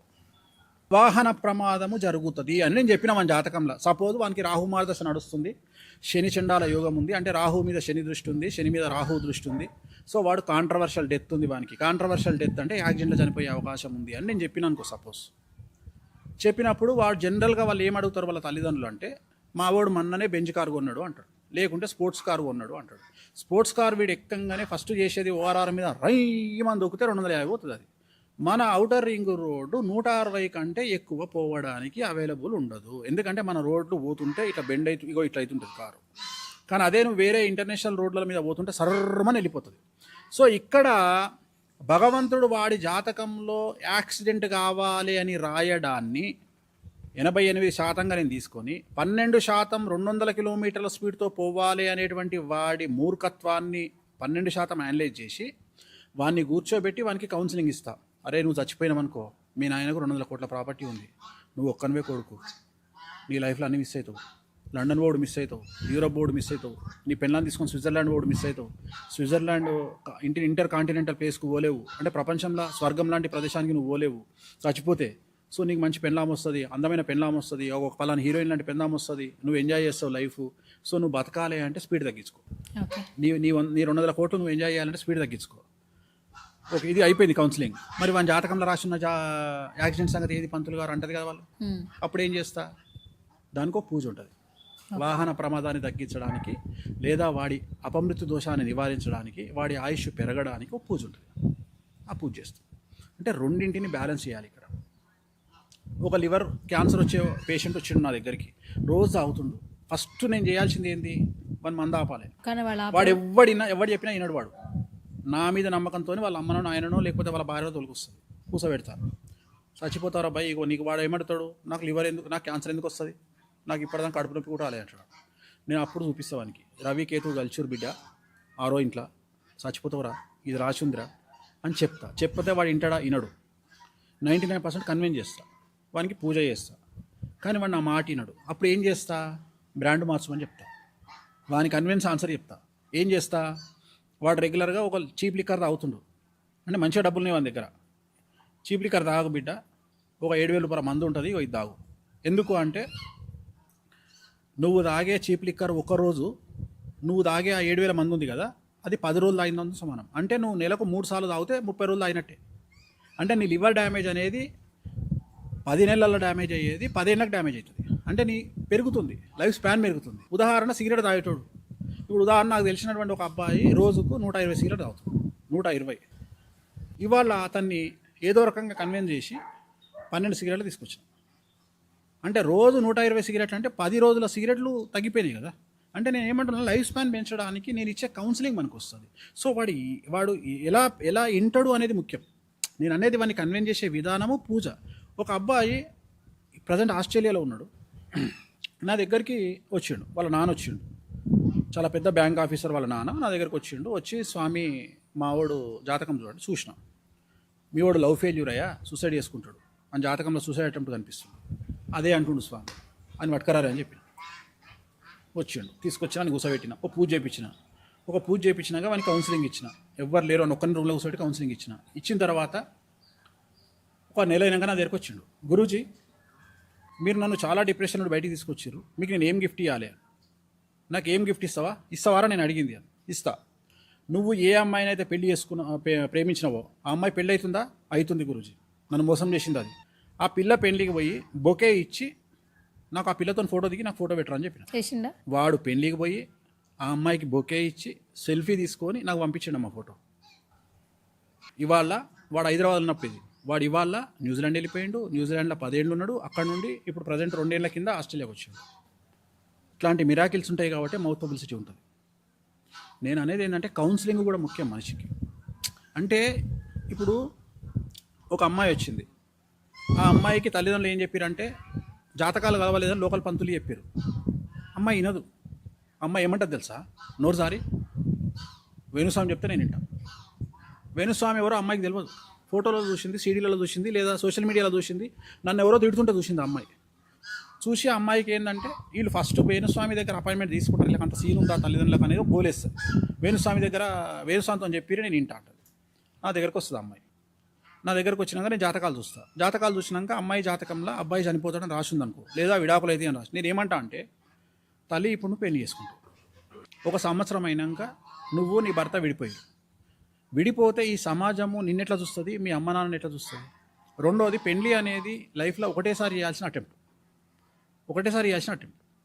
పెళ్ళిళ్ళలో 1, 2, 3, 4 ఉండవు. తెలుగు సమాజం చెప్పినట్టు చాలామంది చెప్తుంటారు శుభమా అంటూ 2వ పెళ్ళి అంటారు, శుభమా అంటూ 3వ పెళ్ళి అంటారు. అట్లా ఉండవు. శుభమా అంటూ 1వ పెళ్ళే ఉంటుంది. సో నేను చెప్తా, శుభమా అంటూ 1వ పెళ్ళి ఉంటుంది తల్లి తెలుగు మనకు జన్మల. సో ఒకటే ఉంటుంది. సో మరి రేపు పొద్దున నువ్వు ఫెయిల్ అయినావు అనుకుని పరిస్థితి ఏంది అని ఇలా అందరినీ బయటికి పంపించి అమ్మాయిని కూర్చోబెట్టి ఒక భర్త విడాకులు ఇవ్వడం వల్ల సమాజము ఎలా ఎదుర్కోవాల్సి వస్తే సమాజాన్ని అని అమ్మాయికి చెప్తా. చెప్పినప్పుడు ఆ అమ్మాయికి ఒక సగటు మనిషి రూపంలో నేను కనిపించా, వేణుస్వామి రూపంలో కనిపిస్తాడు. వేణుస్వామి అనే ఒక స్టేటస్ కనిపిస్తాడు, వేణుస్వామి అనే ఆస్ట్రాలజర్ కనిపిస్తాడు, వేణుస్వామి ఎక్స్పీరియన్స్ కనిపిస్తుంది. ఆ అమ్మాయిని నా బిడ్డలాగానో నా చెల్లిలాగానో హ్యాండిల్ చేసే విధానం కనిపిస్తుంది. అప్పుడు ఆ పిల్ల ఏమంటుందంటే మీరు చెప్పిన దానికి నేను ఒప్పుకుంటున్నా అంటది. ఆ తల్లిదండ్రులు ఎంత హ్యాపీ ఫీల్ అవుతారు. ఒకవేళ వాళ్ళిద్దరి జాతకం బాగుంటే ఆ తల్లిదండ్రులను కూడా ఎదిరించి నేను చెప్తా పెళ్లి చేయండి అని చెప్తా. ఒకవేళ నిజంగానే వాళ్ళ జాతకాలు కలిసినాయి అనుకో, ఇక నేను నెక్స్ట్ మాట కొన్నిసార్లు నాకు బ్రైబ్ చేయడానికి వస్తారు. ఒకడు ఇప్పుడు ఏమంటాడంటే ఒక కులంలో పుట్టినటువంటి అమ్మాయి తండ్రి నా దగ్గరకు వచ్చి, నా దగ్గర 100 కోట్లు ఉంది, మన దగ్గర ఏం లేదు పిల్లగాని దగ్గర, నేను మీకు 10 లక్షలు ఇస్తా, లేకపోతే కారు ఇప్పిస్తా, మీరు ఏమైనా చేయండి, ఆ అమ్మాయికి ఇది చేయండి అని అడుగుతాను. అన్నప్పుడు నేనేం చేస్తా, నేను ఒకటే మాట చెప్తా, నాకు నువ్వు 1 కోటి రూపాయలు ఇచ్చినా నేను ఆ అమ్మాయికి అవద్దని చెప్పాను. అమ్మాయి జాతకం బాగుంది, వాడిని పెళ్లి చేసుకుంటే అమ్మాయి సుఖపడుతుంది, నేనైతే అదే మాట మీద ఉంటా. సో ఇట్లా కూడా వస్తాయి మన దగ్గరికి, బ్రైబింగ్ చేయడానికి కూడా వస్తాయి, కానీ నేను ఎప్పుడు చేయ. సో నా లిమిట్లో నిజాయితీగా ఉండి మనం చేసే పనులు మౌత్ పబ్లిసిటీ మన సమాజానికి ఉపయోగపడుతుంది. వేణుస్వామి గారు, ఈ మధ్యకాలంలో సోషల్ మీడియా ఇంపాక్ట్ చాలా వరకు ఉండింది జనాల మీద. సోషల్ మీడియాకి ఎడిక్ట్ అయిపోయి కూడా చాలా సర్కమ్స్టెన్సెస్ చూస్తున్నాం మనం. అంటే మనం అనుకోనివి కూడా కొన్ని జరుగుతూ ఉన్నాయి సోషల్ మీడియా ఇంపాక్ట్ చూస్తుంటే. రోజుకొక వార్త, ఎప్పుడేం జరుగుతుందన్న భయాందోళన సిచ్యువేషన్స్లో బ్రతుకుతున్నాం. ఈ సోషల్ మీడియా అనేది పాజిటివా నెగిటివా, ఫ్యూచర్ అసలు ఏ విధంగా మారబోతోంది సోషల్ మీడియా వల్ల? చాలా నెగిటివ్గా మారబోతుంది. ఇక్కడ గుర్తుంచుకోవాల్సింది ఏంటంటే సోషల్ మీడియా అనేది చాలా ఎక్స్ట్రీమ్ అయ్యింది. బట్ గుర్తుంచుకోండి, వేరే రాష్ట్రాల్లో ఉన్న పరిస్థితి మన దగ్గర లేదు. వేరే రాష్ట్రాల్లో సోషల్ మీడియాని చాలా పద్ధతిగా వాడుతున్నారు. సోషల్ మీడియా ఇప్పుడు వేరే రాష్ట్రాల్లో నేను ఎగ్జాంపుల్ చెప్తా. ఇప్పుడు బాంబేలో చాలామంది ఆస్ట్రాలజర్స్ ఉంటారు. డైరెక్ట్గా వాళ్ళు ఏం చెప్తారంటే ఏ ఫ్లైట్ ఎప్పుడు కూలిపోతుంది, ఏ హీరో ఎప్పుడు చచ్చిపోతాడు, డైరెక్ట్గా వాళ్ళ పేర్లతో సహా చెప్తారు. ఇప్పుడు ఉదాహరణ, ఇప్పుడు నువ్వు చూస్తే నువ్వు ఇన్స్టాగ్రామ్లోకి పోయి చూడు, యూట్యూబ్లో చూడు, గూగుల్లో చూడు, సల్మాన్ ఖాన్ గురించి, అమీర్ ఖాన్ గురించి చాలామంది జ్యోతిష్యులు వాళ్ళ డెత్ డేట్ ప్రిడిక్ట్ చేశారు. ఆ స్వేచ్ఛ బాంబేలో ఉంది, తెలుగు రాష్ట్రాలలో లేదు. తెలుగు రాష్ట్రాలలో వేణుస్వామి కుక్కనికి లేదు, మిగిలిన 99 మంది ఆస్ట్రాలజర్స్కి ఉంది. వాళ్ళు చెప్తే వాడు పట్టించుకోడు, అవి 1000-2000 పోతాయి వ్యూస్. కానీ వేణుస్వామి చెప్తే చాలా పెద్ద సంచలనం అవుతుంది. దాని మీద 20 రోజులు డిబేట్ పెడతారు. అట్లనే వేణుస్వామి ఏది మాట్లాడినా సంచలనమే. అంటే ఆ స్థాయికి మనం వచ్చినాం కాబట్టి. కానీ వేణుస్వామి ఒక్కడే కాదు ఇక్కడ, కంటెంట్ లేక social media, main stream media అందరూ బాధపడుతున్నారు. కంటెంట్ కావాలి వాళ్ళకు.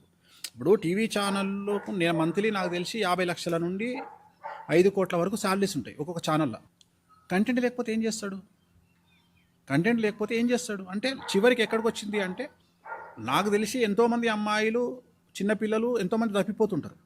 నాకు తెలిసినంత వరకు తిరుపతిలో ప్రతిరోజు ఒక ఇష్యూ అవుతుంది, తప్పిపోయే ఇష్యూ. శ్రీశైలంలో ఒకటి అవుతుంది. అట్లనే ప్రముఖ దేవాలయాలు ఉన్న ప్లేస్లలో ప్రతిరోజు ఏదో ఒక మిస్సింగ్ అయితేనే ఉంటుంది. సో ఇప్పుడు అన్నీ అట్లనే జరుగుతాయా? ఇప్పుడు మన తుని సంఘటన జరిగింది.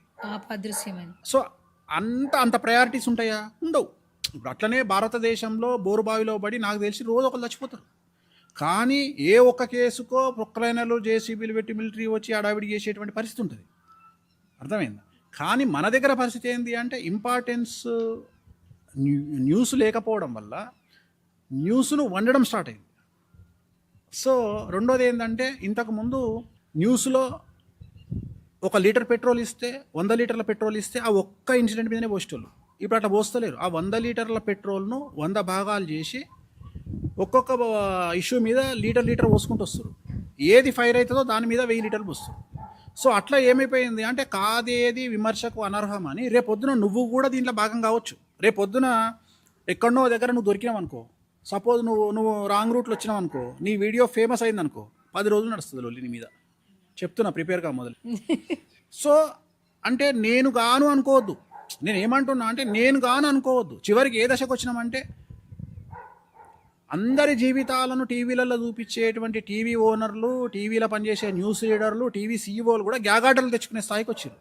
గ్యాగార్డర్ అంటే తెలుసు కదా, నీ మీద న్యూస్ వేస్తున్నారు అనుకో, నీకు ఇష్టం లేకపోతే సిటీ సివిల్ కోర్టుకు పోతే గ్యాగార్డర్ ఇస్తుంది. 1 లక్ష రూపాయలు నీకు కావాలనుకుంటే గ్యాగార్డర్ ఇస్తుంది. ఆ గ్యాగార్డర్ తెస్తే అందరూ ఆపుతారు, నీ గురించి వేసుడు ఆపుతారు. కానీ 3 ఏళ్ళ నుండి నా మీద వేస్తున్నా, నేను తెచ్చుకోలేదు. ఓన్లీ ఒక్కడే వేణుస్వామి గ్యాగార్డర్ తెచ్చుకోలే. నాకు 1 లక్ష రూపాయల పని అయిపోతుంది, నేను తెచ్చుకోలేదు. ఎందుకంటే అది పబ్లిసిటీ. ఆ పబ్లిసిటీ ఎప్పుడు ఆపొద్దు మనిషి. సో ఈ ధైర్యం కావాలి. నేను అనేది ఏంటంటే, నాలాగా ధైర్యంగా ఉండండి. నేను చెప్పదలుచుకున్న పాయింట్ ఏంటంటే, ఇక్కడ ఏమీ జరగదు. సో టీవీలలో కూర్చొని జడ్జిమెంట్లు ఇస్తేందుకు వీళ్ళు ఏం న్యాయ అధికారులు కాదు. సో మీరు ఈ సోషల్ మీడియా ఇచ్చే జడ్జిమెంట్లకు మీరు భయపడకండి. వాడెవడో సోషల్ మీడియాలో పెడతాడు, ఇట్లా పెట్టుకుంటాడు. ఒక ఆమె నా దగ్గరికి జాతకానికి వచ్చింది, నేను 6,000 తీసుకుంటా. నా దగ్గరకు వచ్చింది, ఏదో ప్రాబ్లం ఉంది, పూజ రాసిన. ఈమెకు కూడా రాయలే. నేనేం చేసిన, ఇప్పుడు రోజు 20 మంది క్లయింట్ వస్తారు, 20 మందిలో ఒక క్లయింట్కు పూజ రాసిన. వాళ్ళ దగ్గరికి పోయి ఈమె డిస్కషన్ చేసి నా మీద ఒక రీల్ పెట్టింది. వేణుస్వామి దగ్గరికి పోయినా, నేను ఒక జ్యోతిష్కుడి దగ్గరికి పోయినా, ఆయన 6,000 తీసుకుండు, పూజ రాసిండు, నాకు లక్షల పూజ రాసిండు. నా జాతకమే బాగుంటే నేను వేణుస్వామి దగ్గరికి ఎందుకు పోతా? నువ్వు వేణుస్వామి దగ్గరికి పోయింది ఎందుకు? రీల్ పెట్టడానికి. అర్థమైందా నీకు లాజిక్? నువ్వు సోషల్ మీడియాలో రీల్ పెట్టడానికి వేణుస్వామి ప్రజెంట్ కంటెంట్ కాబట్టి, వేణుస్వామి పేరు మీద ఒక కాంట్రవర్షియల్ వీడియో పెడితే అన్ని వీడియోలు 50,000 పోతే నా వీడియో 5 లక్షలు పోయింది. అట్లనే మన ఒక పెద్ద మనిషి, ఆమె 50 ఏళ్ళు ఉంటుంది, నేను నందూస్ వరల్డ్ అని వాళ్ళ గురించి ఒక వీడియో చెప్పిన, ఈ ఇంటర్వ్యూలో ఏమని చెప్పిన అంటే, మీరు ఇంత అడావిడి చేస్తారు, వాళ్ళు లండన్ సిటిజన్స్, వాళ్ళని అరెస్ట్ చేసే యోగ్యత మనకు ఉండదు, జస్ట్ వాళ్ళు ఇండియాకి వచ్చినప్పుడు మాత్రమే అరెస్ట్ చేయగలుగుతాము, వాళ్ళని మీరు ఎంటుక కూడా వీకలేరని చెప్పాను నేను. ఆమె నా గురించి వీడియో పెట్టింది. వేణుస్వామి ఇట్లా అంటుండే ఎంతవరకు సమంజసం, నందూస్ వాళ్ళ దగ్గర మనం డబ్బులు వసూలు చేయలేమంట. నాలెడ్జ్ లేకపోతే నేనేం చేస్తా? నీకు అర్థమైందా? నాలెడ్జ్ లేకపోతే నేనేం చేస్తా? మన ఎవడో ఒక లవర్స్ ఇద్దరు కొట్టుకున్నారు, సెలబ్రిటీ కపులు, ఒక ఎన్ఆర్ఐ ఇద్దరు అనుకున్నారు, అందులో నా ఇష్యూ వచ్చింది. వేణుస్వామి పేరు చెప్పింది అమ్మాయి, చెప్పంగానే పొలోమంటే వేసిర్రు, వాడు 10 కోట్లు ఇచ్చిందంటే ఇచ్చిర్రు. అంటే మీడియాలో ఒక్కడు కూడా మీడియాలో, సోషల్ మీడియాలో ఒక్కడు కూడా, అరే నువ్వు ఈ అమ్మాయికి 5 ఏళ్ళలో 10 కోట్లు ఇచ్చినావంటే నీ అయ్యను వేడికని తెచ్చినవరా పైసలను ఒక్కడు అడగలే. ఇప్పుడు నీ తమ్ముడు ఒక అమ్మాయిని ప్రేమించిండు, 5 ఏళ్ళలో 10 కోట్లు ఇచ్చినా నీకు చెప్పిండు అనుకో, లండన్ నుండి వచ్చి, నువ్వేమడుగుతావమ్మా? బేసిక్గా 10 కోట్ల రూపాయలు 5 సంవత్సరాలు ఎట్లా సంపాదించినావు అడుగుతావాడు కదా? చెప్పు తల్లి, నువ్వు సినిమా చూపిస్తావు నాకు, అడుగుతావు కదా. అంటే ఇప్పుడు 5 సంవత్సరాలలో 10 కోట్ల రూపాయలు ఒక అమ్మాయికి పెట్టిండు మీ తమ్ముడు అంటే, సంవత్సరానికి ఎంత సంపాదించినట్టు? 2 కోట్లు. లండన్ రూల్స్ ప్రకారము నువ్వు 1 కోటి రూపాయలు దాటితే 50% ట్యాక్స్ తీసుకుంటారు. కట్టాలి, అవును. అంటే వీడు సంవత్సరానికి 4 కోట్లు సంపాదిస్తే 2 కోట్ల రూపాయలు ట్యాక్స్ వంగ 2 కోట్లు వీని చేతికి వచ్చినట్టు. అంటే వీడు అమ్మాయికి 10 కోట్ల రూపాయలు 5 ఏళ్ళలో ఇవ్వాలి అంటే వీని సంపాదన 5 ఏళ్ళలో 20 కోట్లు. అంటే 20 కోట్ల రూపాయలు ఎట్లా సంపాదించినవరా గాడిది కొడుక అని అడగాల్సిన ప్రశ్న ఒక అక్కగా నీకు ఉందా లేదా? ఉంది. మరి వీడు ఏం పీక్ పడగొట్టిండు, ఏం ట్రిపుల్ ఐటీ చదివిండా, 88 చదివిండా, 10 చదివిండా? అంటే జనరల్గా ఐఐటి అంటారు కదా, అట్లా కాకుండా ఎన్ని ఐలు ఉన్నాయి వీని ముంగట అనేది నీ ప్రశ్నించాలన్నా వద్దా? అవును. రెండోది 20 కోట్ల రూపాయలు 10 కోట్ల రూపాయలు ఏం చూసి పెట్టి కలవడ్డవురా నువ్వు అడగాలి కదా. కానీ ఎవ్వరు అడగలే, సోషల్ మీడియా కానీ మెయిన్ స్ట్రీమ్ మీడియా కానీ ఎవ్వరు అడగలే. కానీ ఎవరైతే సిసిఎస్ పోలీసు ఉన్నాడో ఆయన అడిగిండు, గాడిది కొడుక అమ్మాయికి 10 కోట్లు పెట్టిన అంటున్నావు, లండన్ రూల్స్ ప్రకారం నువ్వు 20 కోట్లు సంపాదిస్తే నువ్వు అమ్మాయికి 10 కోట్లు పెట్టినట్టు 5 ఏళ్ళల్లో నువ్వు ఏం మీకు పడగొట్టినావు అని అడిగిండు. ఇగో ఇది క్వశ్చన్. అంటే ఓకే. నేను ఏమంటున్నా అంటే మీడియా రాగానే అడావిడి చేయకండి, ప్రాణాల మీద తెచ్చుకోకండి.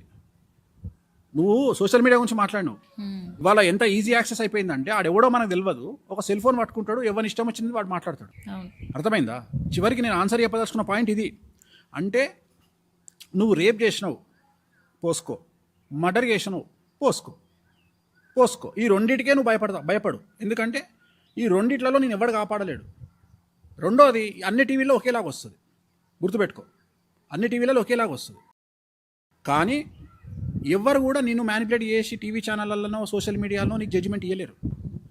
అర్థమైందా? ఈ రెండిట్లలో జరిగిపోతాయి. ఈ రెండు నువ్వు మర్డర్ చేసావనుకో, పోక్సోలు ఇరికినావనుకో, ఖచ్చితంగా జరగాల్సింది జరుగుతుంది. కానీ అట్లా కాకుండా నీ మీద ఎవడో ఈర్ష్యతో పెట్టే వీడియోలు, నీ మీద ఎవడో తెలియకుండా పెట్టే వీడియోలు, లేకపోతే జియో ఫ్రీగా ఇచ్చింది కదా 1 GB 1 TB అని చెప్పేసి కింద స్టేట్మెంట్లు కామెంట్లు పెట్టే వాళ్ళ గురించి పట్టించుకొని హెల్త్ ఖరాబ్ చేసుకోకండి.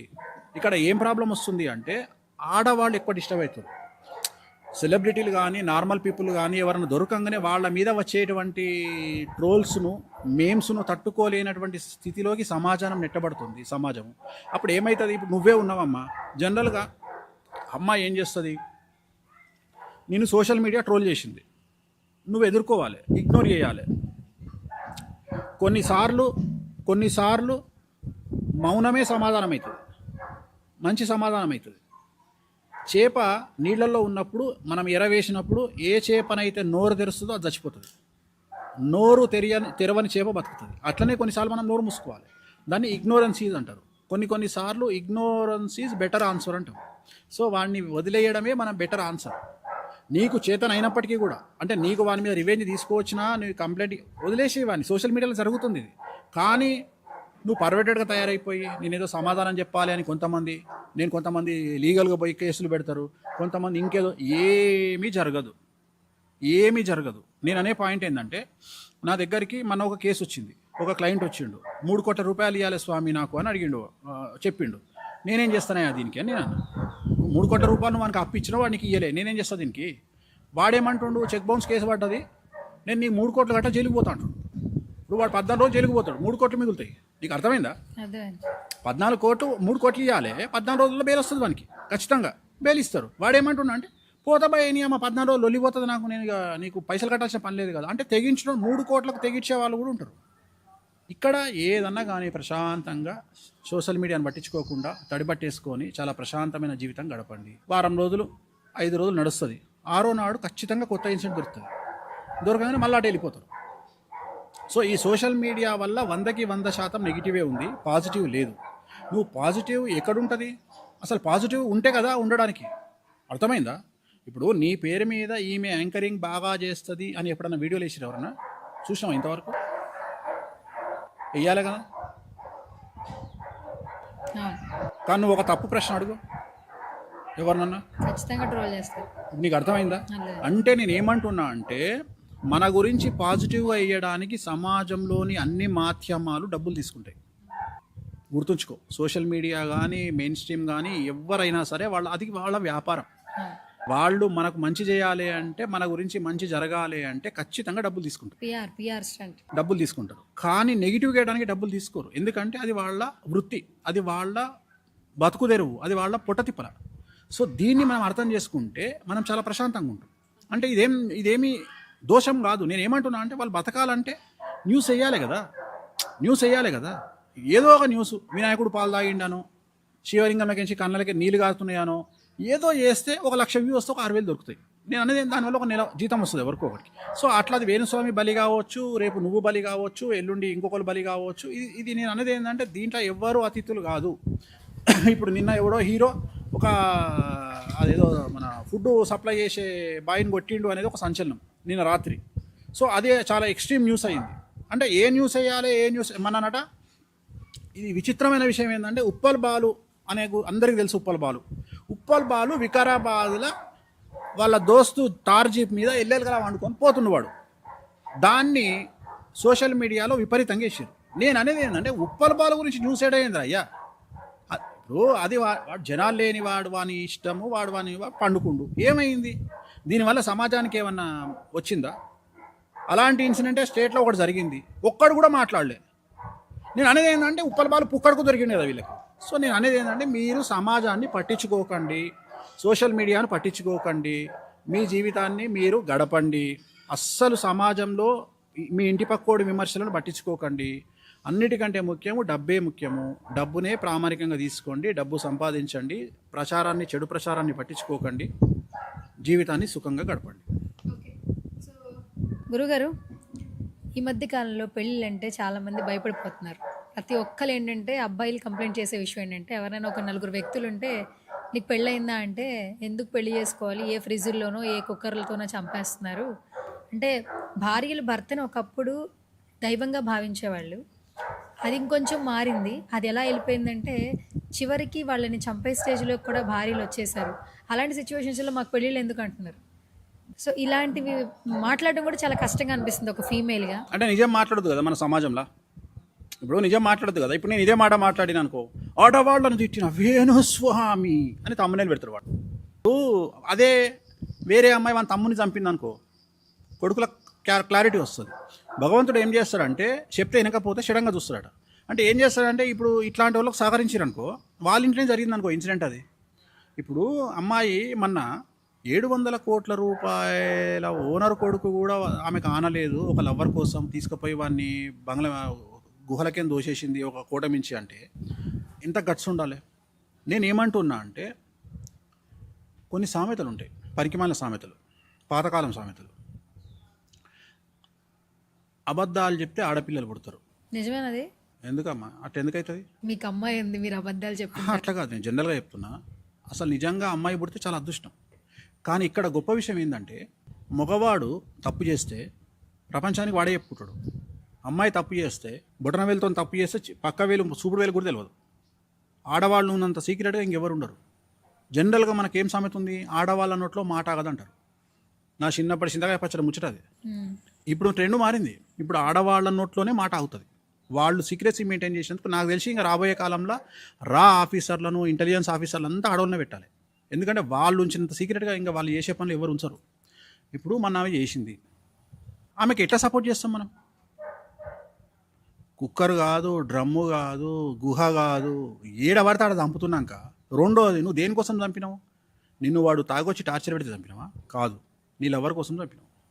అంటే ఇక్కడ నీకు ఏమంటున్నా అంటే అభివృద్ధి అనేది అన్ని రంగాలలో జరిగినట్టే క్రైమ్లో కూడా జరుగుతుంది. ఎప్పుడైతే లిబరల్గా బ్రతకడం స్టార్ట్ అయిందో, అంటే సోషలైజ్ అవ్వడం జరిగిందో అమ్మాయిలు, అంటే నేను మాట్లాడేది ఇప్పుడు సమాజంలో అబ్బాయిలతో పాటు అమ్మాయిలు కూడా సమాంతరంగా స్ట్రెస్ అనుభవిస్తున్నారు, సమాంతరంగా మందు తాగుతున్నారు, సమాంతరంగా సిగరెట్లు తాగుతున్నారు. ఎప్పుడైతే నీకు సిగరెట్ మందు తాగడం అనేది వచ్చిందో, మందు తాగిన తర్వాత నీ విచక్షణను నువ్వు కోల్పోయే అవకాశం ఉంటుంది. మందు అనేది ఒక లిమిట్ వరకు అది నిజంగా మెడిసిన్ లాగా పనిచేస్తుంది.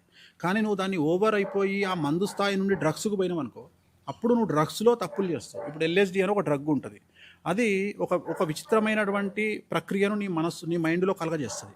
అట్లనే కొకైన్ కానీ ఇతరత్ర మాదక ద్రవ్యాలు కానీ ఏం చేస్తాయి అంటే మీకెటా తెలుసు అంటే, నేను నాకు తెలిసిన నార్కోటిక్ పనిచేసే అతను అడిగిన, ఎందుకు తీసుకుంటారా ఇవన్నీ అంటే ఆయన చెప్పిండు, ఒక హెలోసినేషన్లో బతుకుతారంట వీళ్ళంతా. అంటే వీళ్ళు ఏం చేస్తారో కూడా వీళ్ళకి తెలియదట. రెండోది, కొన్ని డ్రగ్స్ తీసుకుంటే సూక్ష్మమైనటువంటి సౌండ్లు, వెంట్రుకలు కూడా, మన కను వెంట్రుకలు కూడా కింద పడ్డాయి కనిపిస్తాయట. సో అంత పవర్ పెరుగుతుంది కంటికి, అంత పవర్ పెరుగుతుంది చెవుడికి. అట్లనే మనం ఏదో స్వర్గంలో ఉన్నట్టు ఫీలింగ్ కలుగుతుందంట. సో మనం ఏం చేస్తున్నామో మనం విచక్షణ కోల్పోతామంట. సో ఇలాంటి వాళ్ళందరూ చేసేది నార్మల్ పర్సన్స్ కాదు, వీళ్ళు పర్వర్టెడ్ అయ్యి సైకోలు అయ్యి చాలా ఎక్స్ట్రీమ్ దగ్గరికి పోయిన తర్వాత వీళ్ళు మర్డర్ చేయగలరు. మనము ఒక ఎలుకను చంపాలంటే, ఒక శీమను చంపాలంటే ఉత్సవం. అర్థమైందా? నేను అనే పాయింట్ ఏంటంటే మనం ఒక ఎలుకను చంపాలంటే 100% ఆలోచిస్తాం. అదే పాము అయితే ఇంకా ఆలోచిస్తాం. అంటే అది పాము విషజీవైనా విషసర్పమైనా ఆలోచిస్తాం. కానీ ఒక మనిషిని చంపుతున్నారు, అది కూడా మన అనుకున్న మనిషిని చంపుతున్నారు అంటే వాళ్ళు ఎంత క్రూయల్ మెంటాలిటీ ఉండాలా. అంటే రెండోది వాళ్ళ జాతకంలో కూడా ఇప్పుడు మన సియా జాతకాన్ని చూసిన నేను, మన చంపింది కదా అమ్మాయి, సియా జాతకాన్ని చూస్తే 8వ ఇంట్లో ఆమెకు చంద్రుడు, శుక్రుడు, రాహువు ముగ్గురు ఉన్నారు. సో ఆమె జాతకంలో వంశభ్రష్టుత్వం ఉంది, అంటే వంశానికి చెడ్డ పేరు తెచ్చేటువంటి జాతకం. సో ఆమె చేసేటువంటి పనుల వల్ల ఆమె వంశానికి వాళ్ళ ఇంటికి చెడ్డ పేరు వస్తుంది. దీన్నే నా జాతక ప్రామాణికమైన భాషలో వంశభ్రష్టుత్వం అంటారు. సో ఈ వంశభ్రష్టుత్వం అంటే మొత్తం కుటుంబానికి చెడ్డ పేరు వచ్చిందిగా. సో ఎందుకు వచ్చింది అంటే 8వ ఇంట్లో రాహువు, చంద్రుడు, శుక్రుడు కలిసి ఉండడాన్ని దీన్ని చంద్ర చండాల యోగం, శుక్ర చండాల యోగం అంటే ఎవరికైతే జాతకంలో ఇలా ఉంటారో వాళ్ళు ఇలా చంపే అవకాశం ఉంటుంది, ఇలాంటి కేసులలో ఇన్వాల్వ్ అయ్యే అవకాశం ఉంటుంది. అలాగే చనిపోవడానికి కారణం ఆ అబ్బాయి చనిపోయిండు అంటే ఆ అబ్బాయి జాతకంలో శని చండాల యోగం ఉంది, శని రాహువు కలిసి ఉన్న, సో అతను కాంట్రవర్సీ డెత్కు గురయ్యే అవకాశం ఉంది. సో ఇలా మనం జాతకాలను కూడా విశ్లేషించవచ్చు. సో మనం ముందే ప్రిడిక్ట్ చేయొచ్చు, ముందే వాళ్ళ కాంబినేషన్ను విశదీకరించి అయ్యా బాబు మీ జాతకాలు కలవట్లేదురా బాబు, ఇప్పుడు లేటెస్ట్గా జాతకాలలో ఇవి కూడా చూడాల్సి వస్తున్నాయి. అంటే ఇది కామెడీగా అనుకున్నా వాడికి ఎక్కడ థ్రెట్ ఉంది అనే ఆలోచన కూడా మనం చేయాల్సి వస్తుంది. అట్లనే పెళ్ళిళ్ళు మాత్రం ఖచ్చితంగా నేను చెప్పగలుగుతా 2030 కల్లా భారతదేశంలో పెళ్ళిళ్ళ సంఖ్య 70% తగ్గే అవకాశం ఉంది. పెళ్ళిళ్ళు జరగవంటారు, 100లో 70 మంది పెళ్ళిళ్ళు చేసుకోరు. కానీ పెళ్ళిళ్ళు చేసుకోవడం ఉన్నా పిల్లల్ని కనే సంఖ్య చాలా తగ్గుతుంది. పిల్లల్ని కనే సంఖ్య 90% తగ్గుతుంది. ఎందుకంటే పెళ్ళిళ్ళు చేసుకొని భర్తను భార్యను భరించేదానికంటే పిల్లల్ని భరించడం చాలా కష్టమైపోయింది.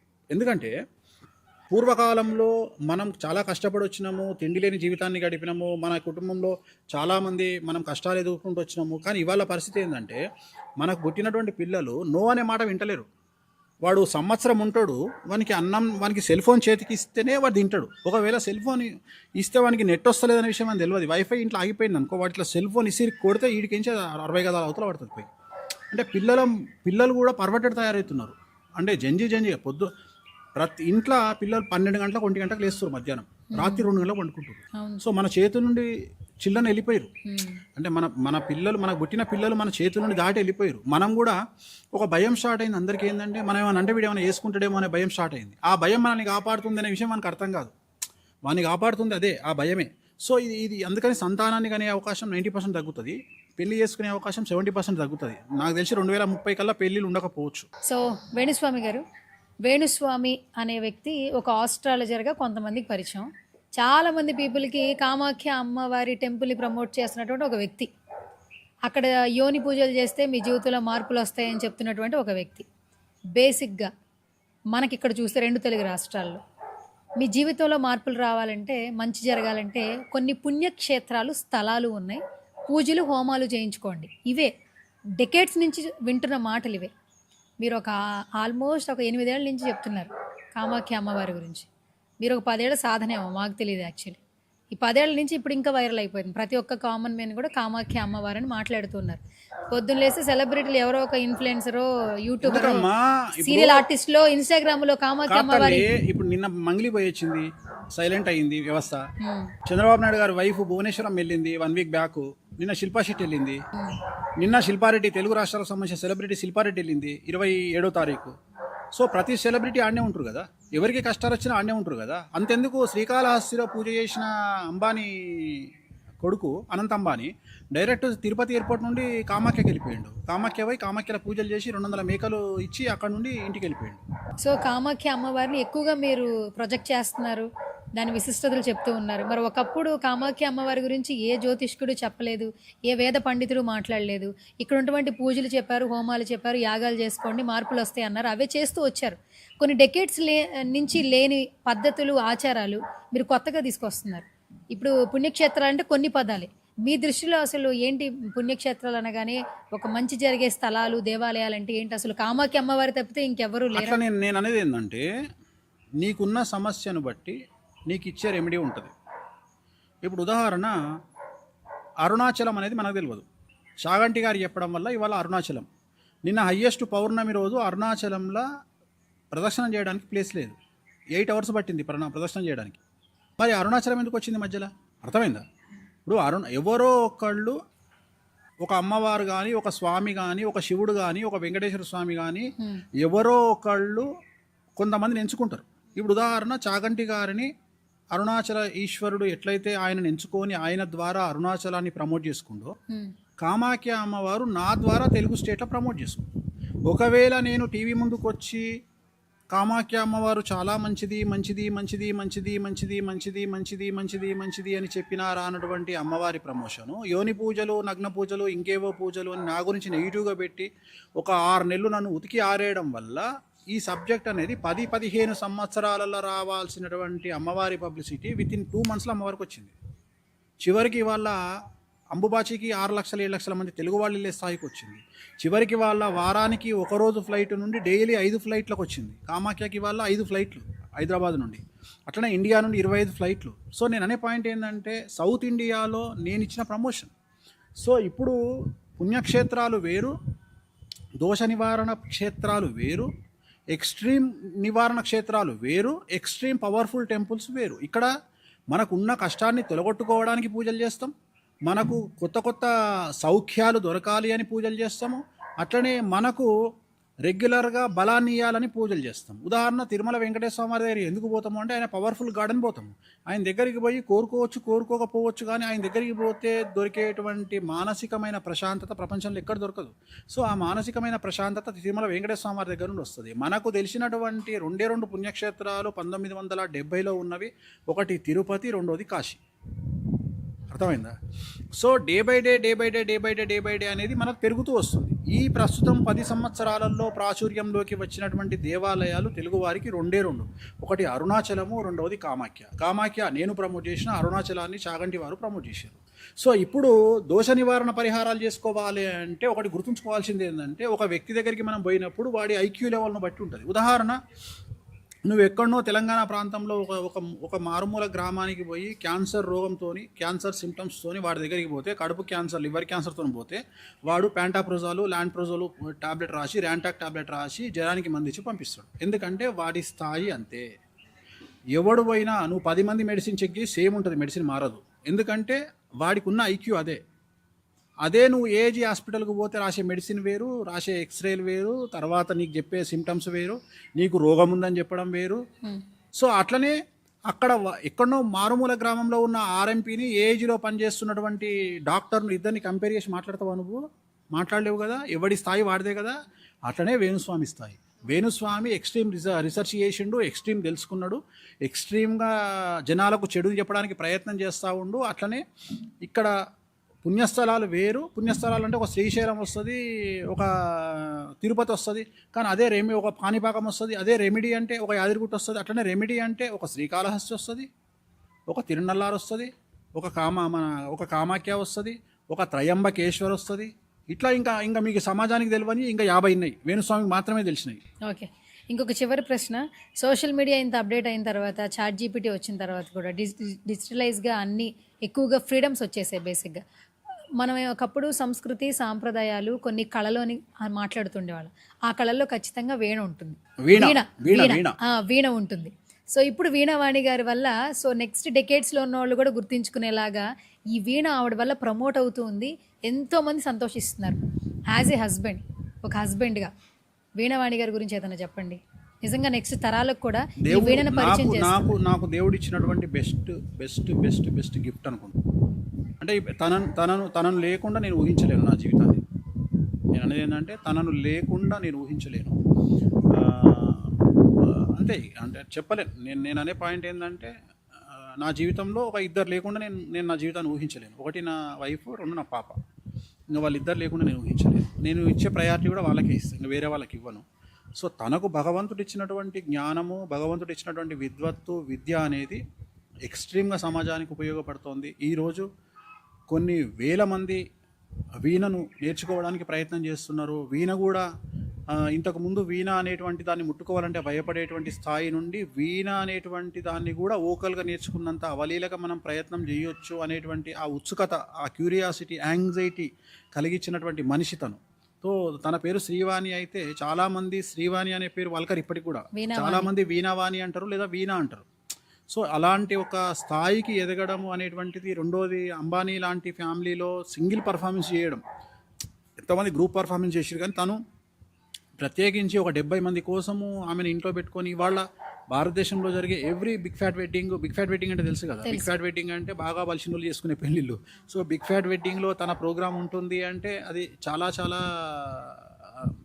గొప్ప విషయము. సో ఒక హస్బెండ్గా నాకు తెలిసి అంటే నాకంటే ఉన్నత స్థాయిలో తను ఉండాలి అని కోరుకునేటువంటి వ్యక్తిని నేను. ఎందుకంటే చూసేసినాం, మనం లైఫ్ అంతా చూసేసినాం. తనకి ఎంత పేరు వస్తే అంత మంచిది. రెండోది, మా ఇద్దరి ప్రొఫెషన్స్ కూడా ఎట్లాంటి ప్రొఫెషన్స్ అంటే ఏజ్ పెరుగుతున్నా కొద్దీ మా వాల్యూస్ పెరుగుతాయి. ఇప్పుడు జ్యోతిషం అనేది ఏజ్ పెరుగుతున్నా పెరుగుతుంది, వీణ అనేది ఏజ్ పెరుగుతున్నా పెరుగుతుంది. సో తనకు స్కోప్ ఎక్కువగా ఉంది. నాకంటే తనకు ఫ్యాన్స్ ఎక్కువ. అంటే నేను అనేది ఏంటంటే ఇప్పుడు బయటికి పోతే నన్ను ఒక 100 మందిలో నన్ను ఒక 50 మంది గుర్తుపడితే తనను 90 మంది గుర్తుపడతారు. సో తనకు నార్త్ ఇండియాలో కలకత్తాలో ఫ్యాన్స్ ఉండడం చాలా గొప్ప విషయం. ఎందుకంటే ఇక్కడ చాలా పెద్ద విషయం ఏంటంటే వీణ అనేది సౌత్ ఇండియన్ ఇన్స్ట్రుమెంట్. ఎక్కువగా తంజావూరు, బొబ్బిలి, నూజివీడు ఇక్కడ తయారవుతాయి. అట్లనే వీణ అనేది సౌత్ ఇండియాకు సంబంధించి తెలుగు సినిమాల్లో, తమిళ సినిమాల్లో మాత్రమే కనబడే ఒక ఇన్స్ట్రుమెంట్.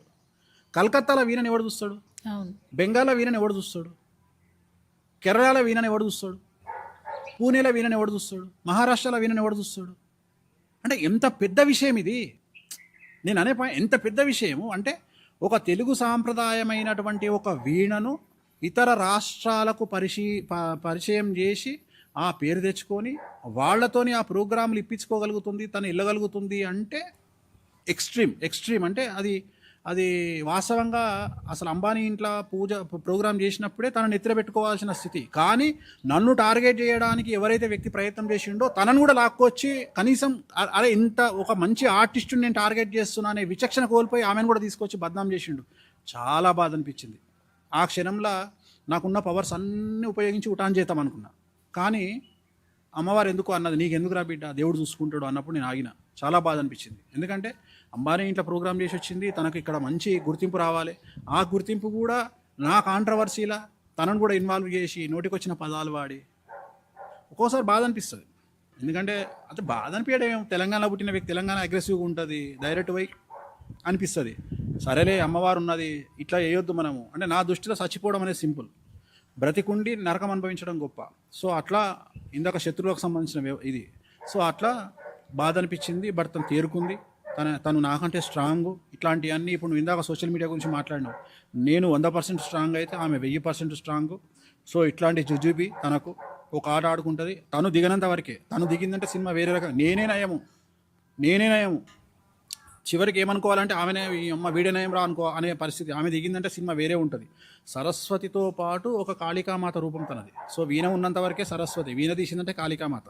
సో చాలా గొప్ప అనుభూతి, చాలా గొప్ప ప్రపంచంలో చాలామంది జనాలు ఆమెను పిలుచుకొని వీణ వాయించుకుంటారు. బట్ ఆ అవకాశం నాకు ఇంట్లోనే ఉంటుంది.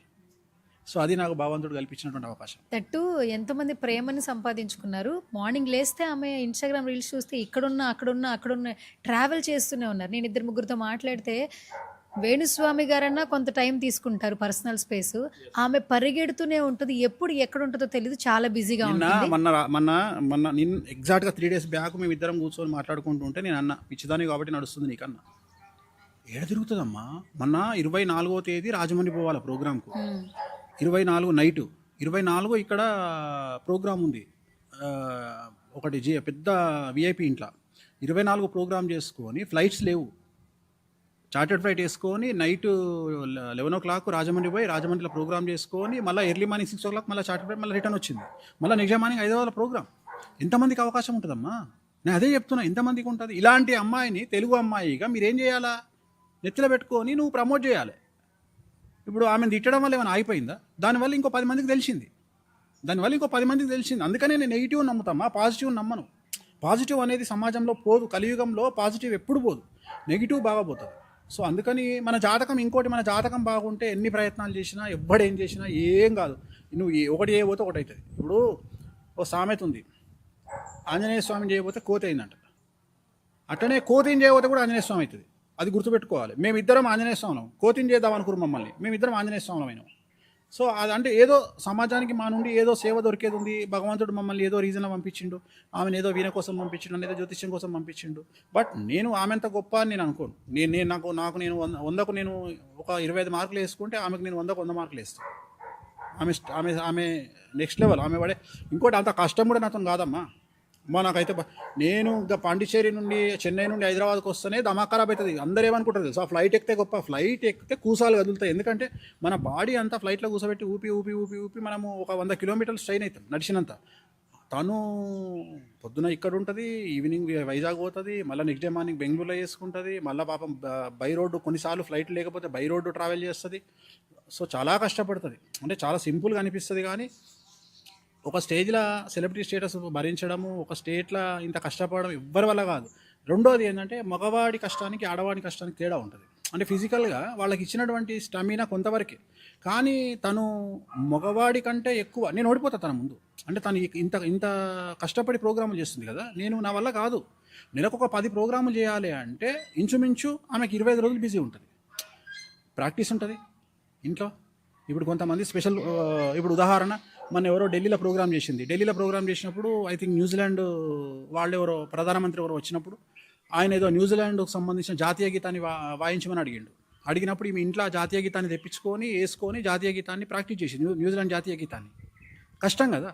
సో ఈ ప్రాక్టీస్ ఒక రోజు ఉంటుంది, ట్రావెల్ ఒక రోజు ఉంటుంది, ప్రోగ్రామ్ చేయాలి, నైట్ రావాలి. అంటే ఒక ప్రోగ్రామ్కు 3 రోజులు బిజీగా ఉంది. నెలకు 10 రోజులు 10 ప్రోగ్రాంలు అంటే 30 రోజులు బిజీ కదా. దొరకదు, నాకే దొరకట్లా. 1 ఇయర్ నుండి నాకే దొరకట్లా. తను ఓకే. దొరికితే ఏదో పండగలాగా ఫీల్ అవుతున్నా. కాదు, యాజ్ ఏ హస్బెండ్ మీరు ఎక్కువ గిఫ్ట్లు ఇస్తారా, యాజ్ ఏ వైఫ్ ఆవిడ నుంచి ఎక్కువ తీసుకుంటారా గిఫ్ట్లు? నేనే ఇస్తా. మీరే ఇస్తారా?